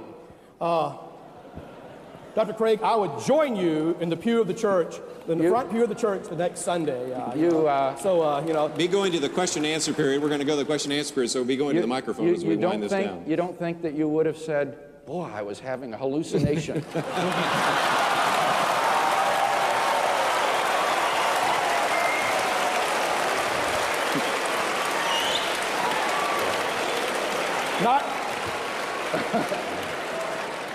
Not if you saw it too, then. Yes, but but that's the thing. I'm assuming this is. What something, about 500 I'm assuming brethren? This is 500 brethren. You appeal to multiple. I'm assuming that it's on the evening news, that everybody on the earth goes out to see it. That sort of thing. In that case, it would be like David Hume says, that there was a darkness over the earth for 8 days, recorded in all nations and all languages. That sort of thing. In that case, yes. If that's a hallucination, then everything's a hallucination. Let me then see how you would respond to my alternative analysis, because quite honestly, I have thought about this idea of extraordinary claims require extraordinary evidence. And that has a sort of commonsensical appeal, as you say, but as I think about it, I can't think of any good argument for that, to think why an extraordinary claim to be believed needs extraordinary evidence. And it seems to me that that claim is a misexpression of what is true, namely, that appeals to the miraculous are ad hoc and therefore are not the best explanation in many cases. For example, if the criminal you spoke of in the court were to say, well, God miraculously struck this person dead. It wasn't me who killed him with the knife. It was God who struck him miraculously dead. We would be skeptical, not because that's an extraordinary claim, but because it's ad hoc, it's contrived. But with respect to the resurrection of Jesus, to say he is risen from the dead or God raised him from the dead isn't ad hoc in the context of Jesus' own unparalleled life and teachings, claims to be the Son of God and so forth. And the fact that this interpretation is found in the original documents, it seems to me that that claim is more plausible than just arbitrary appeals to the miraculous, saying, oh, well, God did it. Well, yeah, once again, what you just said militates against the other argument that you gave me. If it is plausible, if it does follow from the things that Jesus said, if it does fit in the story, well, then once again, wouldn't the expectations in the disciples' mind be for that sort of thing to happen? Yeah, well, so it seems to me that there is a hindsight. Contradiction, or at least a tension that needs to be spelled out between those two aspects of your appeal there. That's the thing. Let's go to the question and answer period, Okay, and great. I apologize in advance for all of you that would like to ask a question will not be able to do so. Let me give you some ground rules. If it turns into a sermon, I will cut you off. As a talk show host, I know how to do that. We'll start right there. No sermon.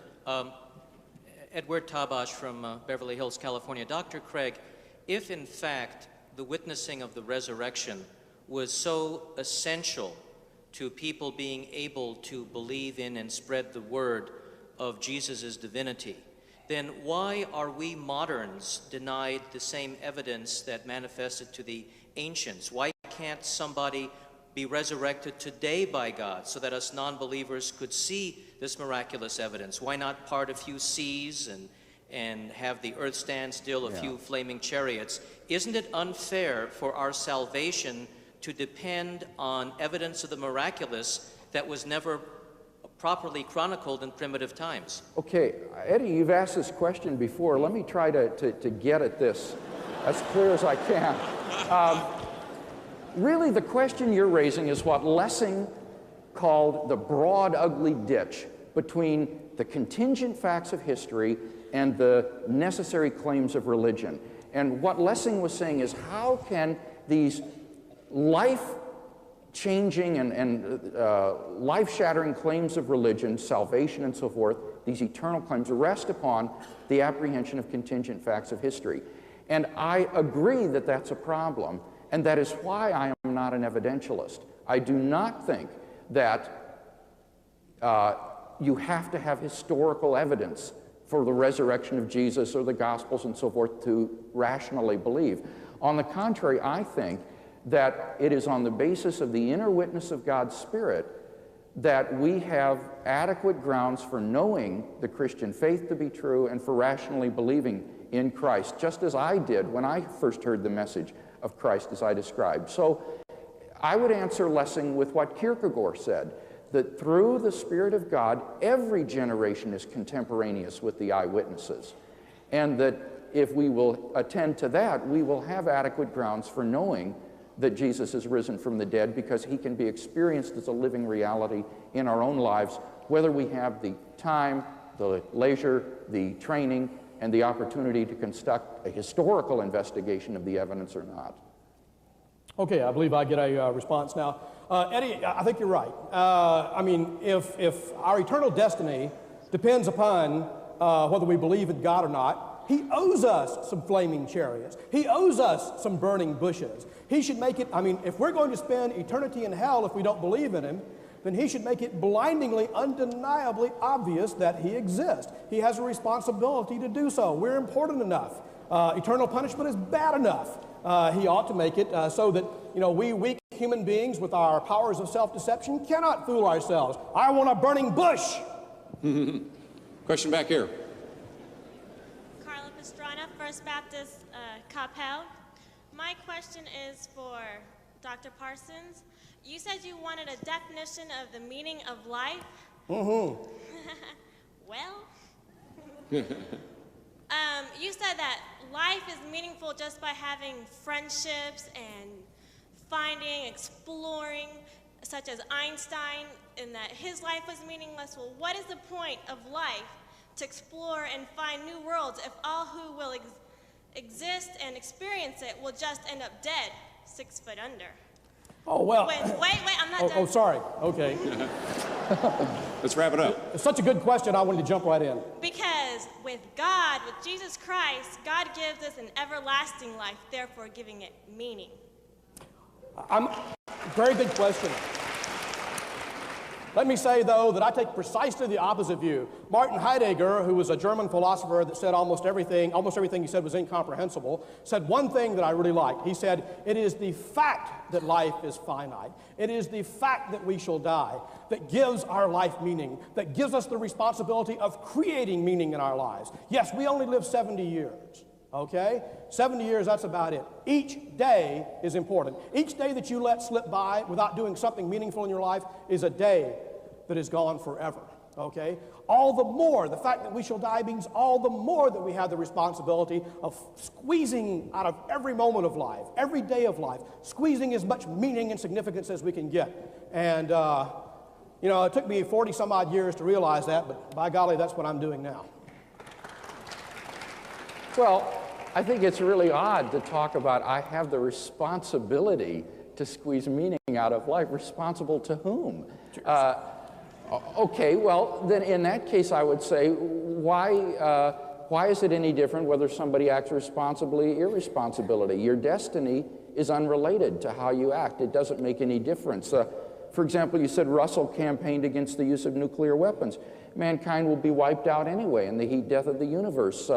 It really ultimately makes no difference whether mankind ever existed or not, whether one campaigned against nuclear war or one just lived in self-indulgence and hedonism. So it does seem to me that Heidegger is quite wrong here, that Sartre and Camus and others were correct, that ultimately in the absence of God, life becomes absurd. There isn't any objective meaning to life, and the little meanings and projects we invent to fill our lives are really just pretense. They're not really objective meanings.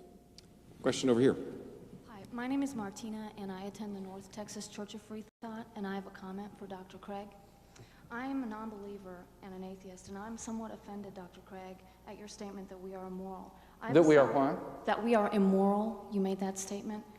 Did I? I have a son, and teach him right from wrong because it is the right thing to do, not because some supernatural entity tells me to do this.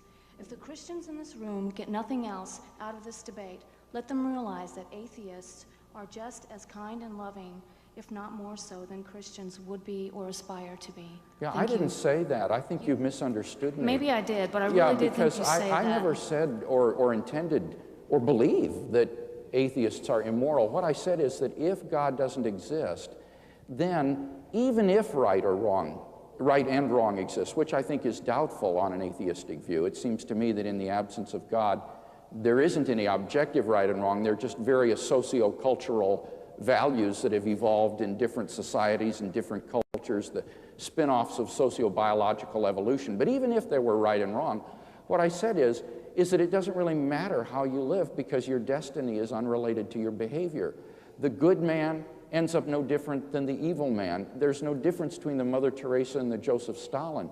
So I'm not saying that atheists are immoral, by no means. What I was saying is that in the absence of God, morality becomes, in a sense, fictitious. It becomes pointless. There isn't any value in life because it doesn't change anything how you live. You all end up the same. Albert Schweitzer wound up dead. Adolf Hitler wound up dead. Does that mean that there was no significance, no very deep, real significance in the difference between those two lives? I would say there is an overwhelming amount of significance. Okay, I can live 70 years, somebody else lives 70 years. How we live those years, to me, is something of overwhelming, precious significance, not to be discounted. The fact that we all do wind up in the grave, how does that in any way diminish or decrease the significance of life as we live it? In fact, I emphasize once again, if you have a finite period of time, if God isn't going to give you happiness in the next life, folks, you must get your happiness right now. Remember Reverend Ike? Reverend Ike used to be this guy on TV. He says, I don't want my pie in the sky by and by. I want my pie on earth with ice cream right now.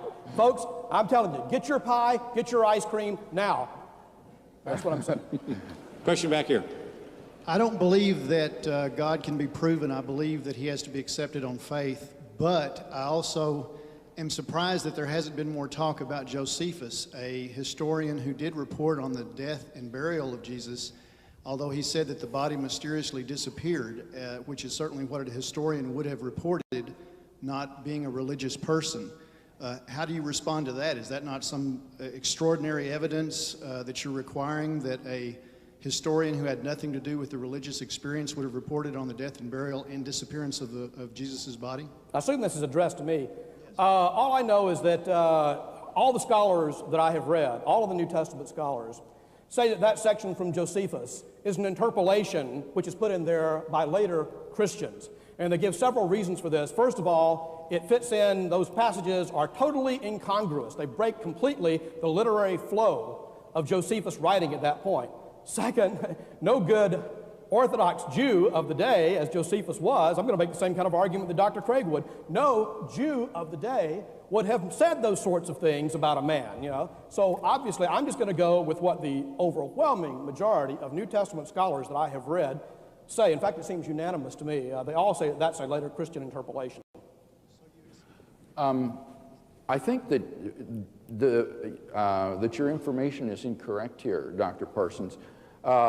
It's true that the Josephus passage, I think, has been doctored by early Christian copyists, and that's why you have these statements that a no Orthodox Jew would make, like he was the Messiah.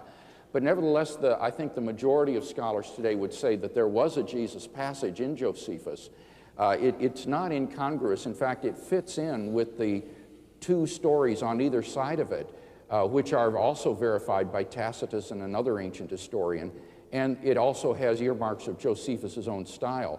But it doesn't say, probably in the original, that he was risen from the dead. Probably what Josephus reports is something like this. There was at this time a man who was Jesus of Nazareth, a wonder worker and teacher, who generated a following. He was believed to perform miracles and was crucified under Pontius Pilate, and those who followed him continue to do so to this day.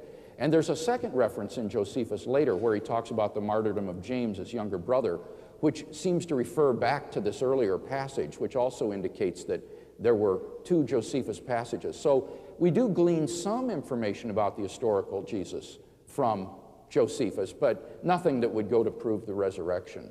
Question over here. Yes, Dr. Parsons, the question is basically that, like the gentleman just said, I believe it's an issue of faith and that you cannot prove it or disprove it. That at some point you inductively look at the evidence, both in terms of natural law, physics, physical laws, and have your belief that I believe in the resurrection of Christ. Now, you pointed out quite a bit in terms of the issue of suffering. My question would be that Jesus, as God Almighty, why would he permit himself to suffer? Beats me. Oh. To me, when you ask these questions about Christian theology, people have asked me things like that. I was speaking one time about creationism, and someone said, well, how could there be a fall if evolution was true? To me, that's like asking how many angels can dance on the head of a pin. I'm afraid I'm just not the person to answer that question. I go back, I remember hearing a rabbi say one time, said, the idea that God would send his only son to be killed? Oy vey. I'm afraid I can't answer your question, sir. Okay, I'll just respond this way. Wouldn't that be the perfect response for a world that is suffering greatly, that has suffered from the very beginning in terms of time to today, that when people are raped, people are murdered, they know that there's a God who gives them free will to choose right and wrong, and that God does not coerce or force other people to believe in him, but instead that he came down to earth and he suffered with us, and communicating that type of love? I'd rather not suffer at all than have somebody suffer with me. I'd rather you not beat the pulp out of me than beat me up and then go have yourself beaten up. But then I'd just rather not suffer at all. Okay. That sounds like the Truman Show to me, where a benevolent person creates a perfect world and causes a person to live the type of life that he wants them to live. What's wrong with a perfect world? I'd love a perfect world. You have not seen the Truman Show, I guess, yet. What's wrong with it? Dr. Craig? Thank you. Well, I guess I would just want to respond to what the questioner said at the beginning about he just believes this by faith. If I could give an exhortation to you Christians, I think it's that that's a mask for superficial thinking. And that Christians too often just say, oh, believe it by faith. And I think that just leads to the impression that so many non-Christians have of us, that we're intellectually vacuous, that we can't defend our views, that we don't have good reasons for what we believe. And there's no reason for you to think like that as Christians. There is good evidence for both believing that there is a God who exists, and there's good historical evidence for the historicity of the Gospels. What we've only done here tonight is just scratch the surface. I mean, I would encourage you to begin to read and look at some of these issues more deeply, because there's just a huge iceberg beneath the surface, and we've only seen the tip of it tonight in this debate. Question back here. Yes, this is for Dr. Parsons. First of all, I'm going to start praying for you to experience a miracle in your life, because I think you really need one. But the question that I have is, how do you explain the many prophecies that have come to pass in scriptures? For instance, Israel becoming a nation again, earthquakes, and in 1 Timothy, I believe it talks about the knowledge of flowing, coming to and flow. Or, I mean, if you know that scripture, it talks about knowledge being ever-present, growing in the last days. How can you explain the last days prophecies coming true?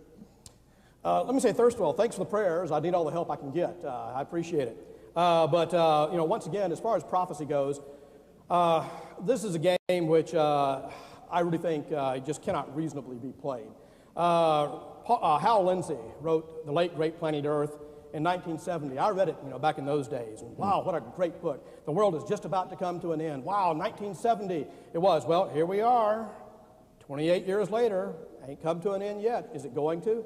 All the so-called fulfillment of prophecies is just a trick. It's totally bogus. It's easy to talk about fulfillment of prophecies after the so-called prophecies have already been fulfilled. The idea that there are prophecies, or the whole idea of prophets as being people who predict the future and thereby confirm God, that is totally alien to the Old Testament concept of a prophet. And a prophet in the Old Testament was someone who spoke for God, like Nathan, who appeared before David and said, "Thou art the man," or like Samuel. The idea that Old Testament prophets or prophecies were someone who, that these were people who made predictions about the future, which then came true, that's just false. And once again, with the retrospective of history, we can look back and we can read into the record and say, aha, this prophecy was fulfilled, that prophecy was fulfilled. 1948, that prophecy was fulfilled when Israel was formed. But when we start talking about the prophecies of next year or the year after, we get awfully vague. It's like the so-called prophecies of Nostradamus. Nostradamus can predict, my friends, if you go to someone who is a believer in Nostradamus, they will tell you how Nostradamus predicts everything perfectly up to 1998. But after that, he gets awfully vague, and I'm afraid that's how I find biblical prophecy. Yeah, but... Well, I'm also skeptical of a lot of these end-time prophecies, such as Hal Lindsey and so forth. But I do think it was part of the role of an Old Testament prophet part of his role was to predict the future. And it stipulated, I believe in Deuteronomy 13, that if a prophet makes prophecies which fail to come true, then he was to be put to death because he was misleading the people. He was a spurious false prophet speaking, for God as a counterfeit. So, and there were prophecies of the Messiah who would come that I think were fulfilled in Christ. Now, I'm not an Old Testament scholar, so I can't really speak to this with any expertise, but I do think that that is an element of Old Testament prophecy that needs to be taken into account. Question over here. Mike Gaynor, Grace Outreach, Plano, Texas. Dr. Parsons, you said earlier tonight that you searched for Christ and that you did not find him. For one, I want to say, well, faith is basically believing in something you know in your heart that exists without physical evidence. And basically, all I can say is that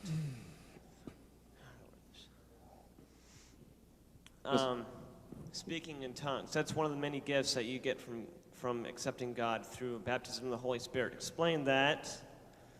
And I think that's enough, Dr. Parsons. Sure. No, glossolalia, speaking in tongues, seems to me purely a psychological phenomenon. It's observed in many cultures and many civilizations and this sort of thing. I observed it at a Beatles concert that I went to many years ago. The young woman sitting next to me was speaking in tongues, basically, sort of thing. So, I would say that there's no evidence that glossolalia itself is, indication of some sort of higher power being manifested upon us. Now, you talk about discovering Christ within myself, or once this sort of thing. Well, once again, I just want to know. Suppose I get a feeling, okay? Geez, I get a feeling. Geez, Jesus died on the cross. What terrible suffering he must have had. He must have undergone, all this sort of thing. And he did it all for me. And I get a warm, fuzzy feeling inside, okay?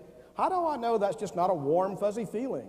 How do I know that's not just some psychologically caused warm, fuzzy feeling? How do I know that's the Holy Spirit acting in me? How do I tell the difference between the Holy Spirit acting and a warm, fuzzy feeling? I don't know. Maybe Dr. Craig can help me. In a sense, that question could be asked about any kind of apprehension that we have. For example, sense intuitions. How do I know that my perceptions of the external world are real? That I'm not just a brain in a vat being stimulated by electrodes to think that I see an external world. There's no way to get outside your sensory data in order to justify your sensory data. But in the absence of any defeater for those, you simply accept them and that the world is real.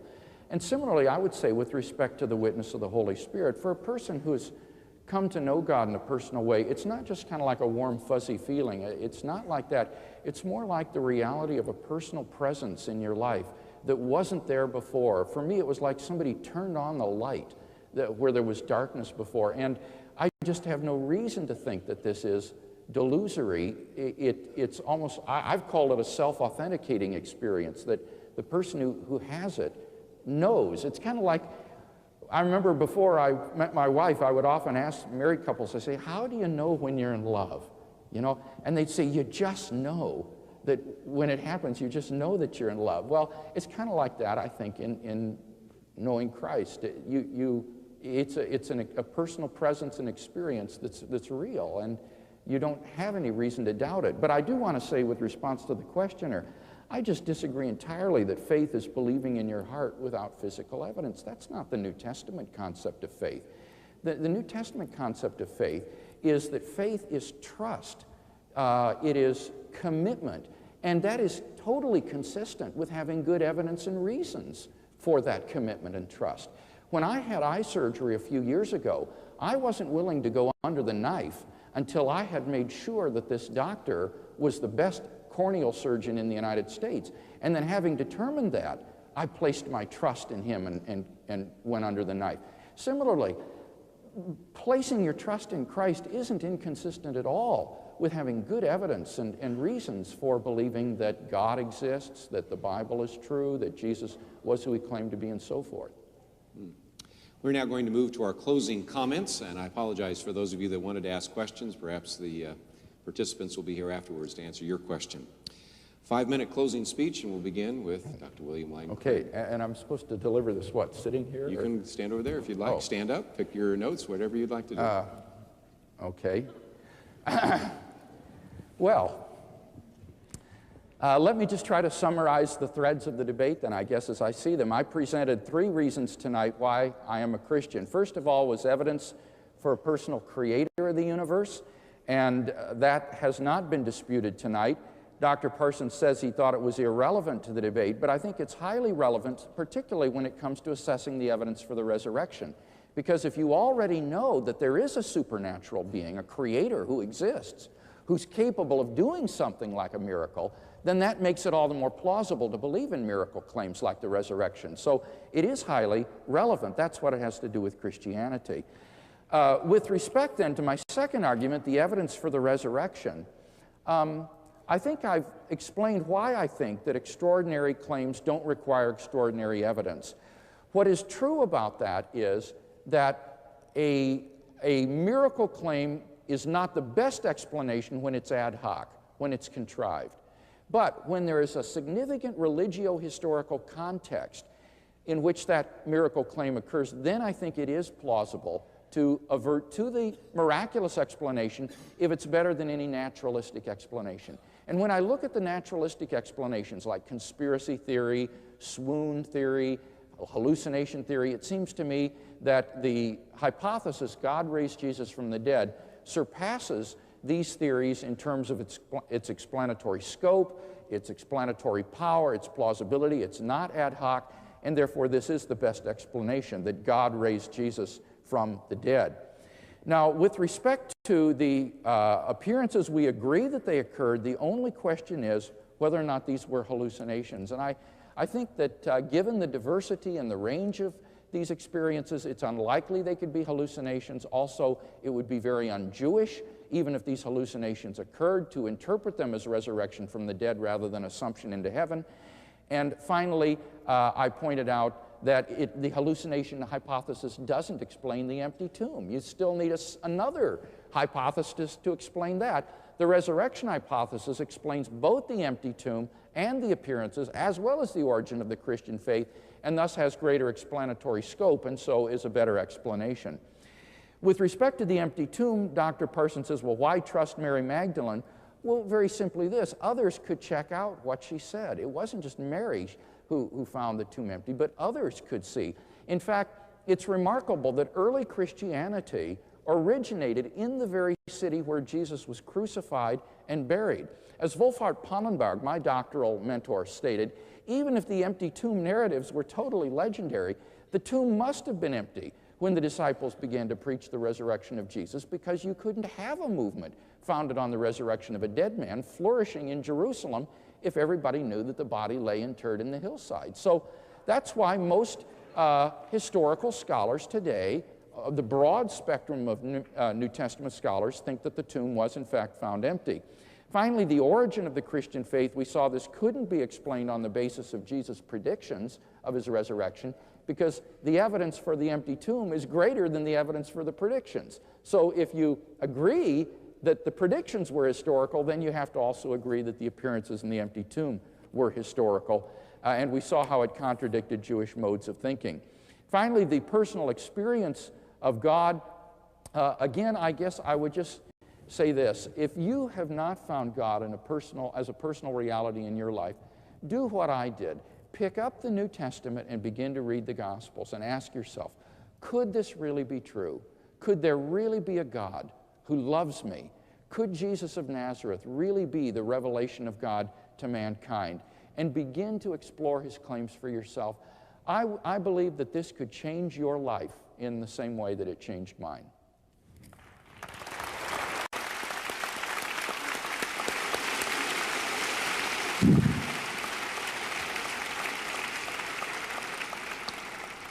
Closing argument by Dr. Keith Parsons. Okay, thank you very much once again. Let me say, first of all, thank you very much for the very interesting questions and for the for the warmth and friendliness that you have shown me this evening. I've certainly appreciated it. One of the things which Dr. Craig said was that I did not address his treatment of his arguments for the existence of a creator. I did address that argument. I explained in considerable detail why that is irrelevant to our discussion here this evening. There are Jews and Muslims and many others are theists. They believe in God. They fully believe in a creator, yet they are not Christians. Our topic here this evening is why should one be a Christian? And that is why I did not address that issue. Again, I will simply offer the challenge. If Dr. Craig would like to debate me on the issue of theism versus atheism at some future time, I'll be very happy to arrange that. Then we can get into all of these details. Let's get now to the evidence for the resurrection. Dr. Craig says that, okay, the hallucination story is not a complete hypothesis. It does not cover every contingency that he mentions. Okay, well, once again, I would just simply like, well, in this case, I would like to mention one of my favorite quotes from Sherlock Holmes. Sherlock Holmes said, "Eliminate the impossible, and whatever is left, no matter how improbable, is the answer." Therefore, obviously, Sherlock Holmes knew that when we estimate the likelihood or when we're accepting a certain hypothesis for an explanation of a result, we must go upon our preliminary estimates of what is likely and what is unlikely. If we know that something is just flat impossible, if it's physically impossible, if it contradicts the laws of nature, and we have a naturalistic explanation which is rather improbable, then Sherlock Holmes says, obviously, we prefer the improbable naturalistic explanation over something which would postulate an impossibility. Therefore, I would certainly say that even if the hallucination argument doesn't cover everything, and of course it doesn't cover the empty tomb story, but once again, I mentioned that. I gave an explanation of that. I think I gave a very clear explanation of how these sorts of stories could have arisen. And furthermore, Professor Craig has not addressed the issue that I raised with Bishop Spong. Why wouldn't the discovery of an empty tomb have simply been a terrible, bitter disappointment, a final insult to the body of Jesus Christ, terribly destructive and dispiriting to the tiny Jesus movement, rather than something which would be inspiring?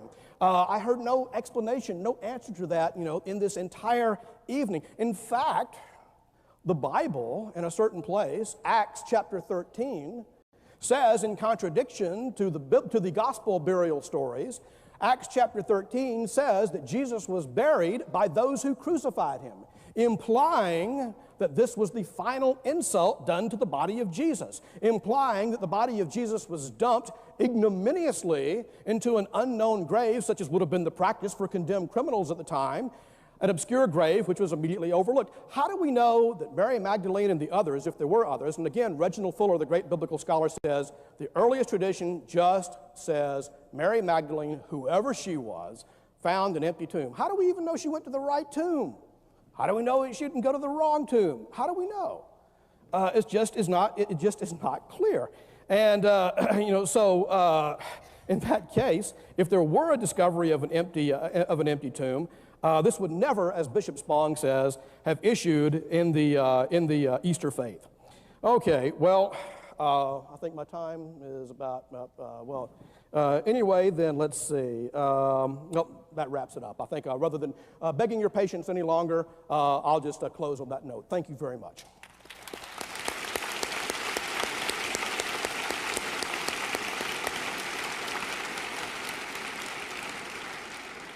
Before we let you go, I did want to thank such people as Walter Nussbaum, those of the people involved here at Prestonwood Baptist Church for this gathering.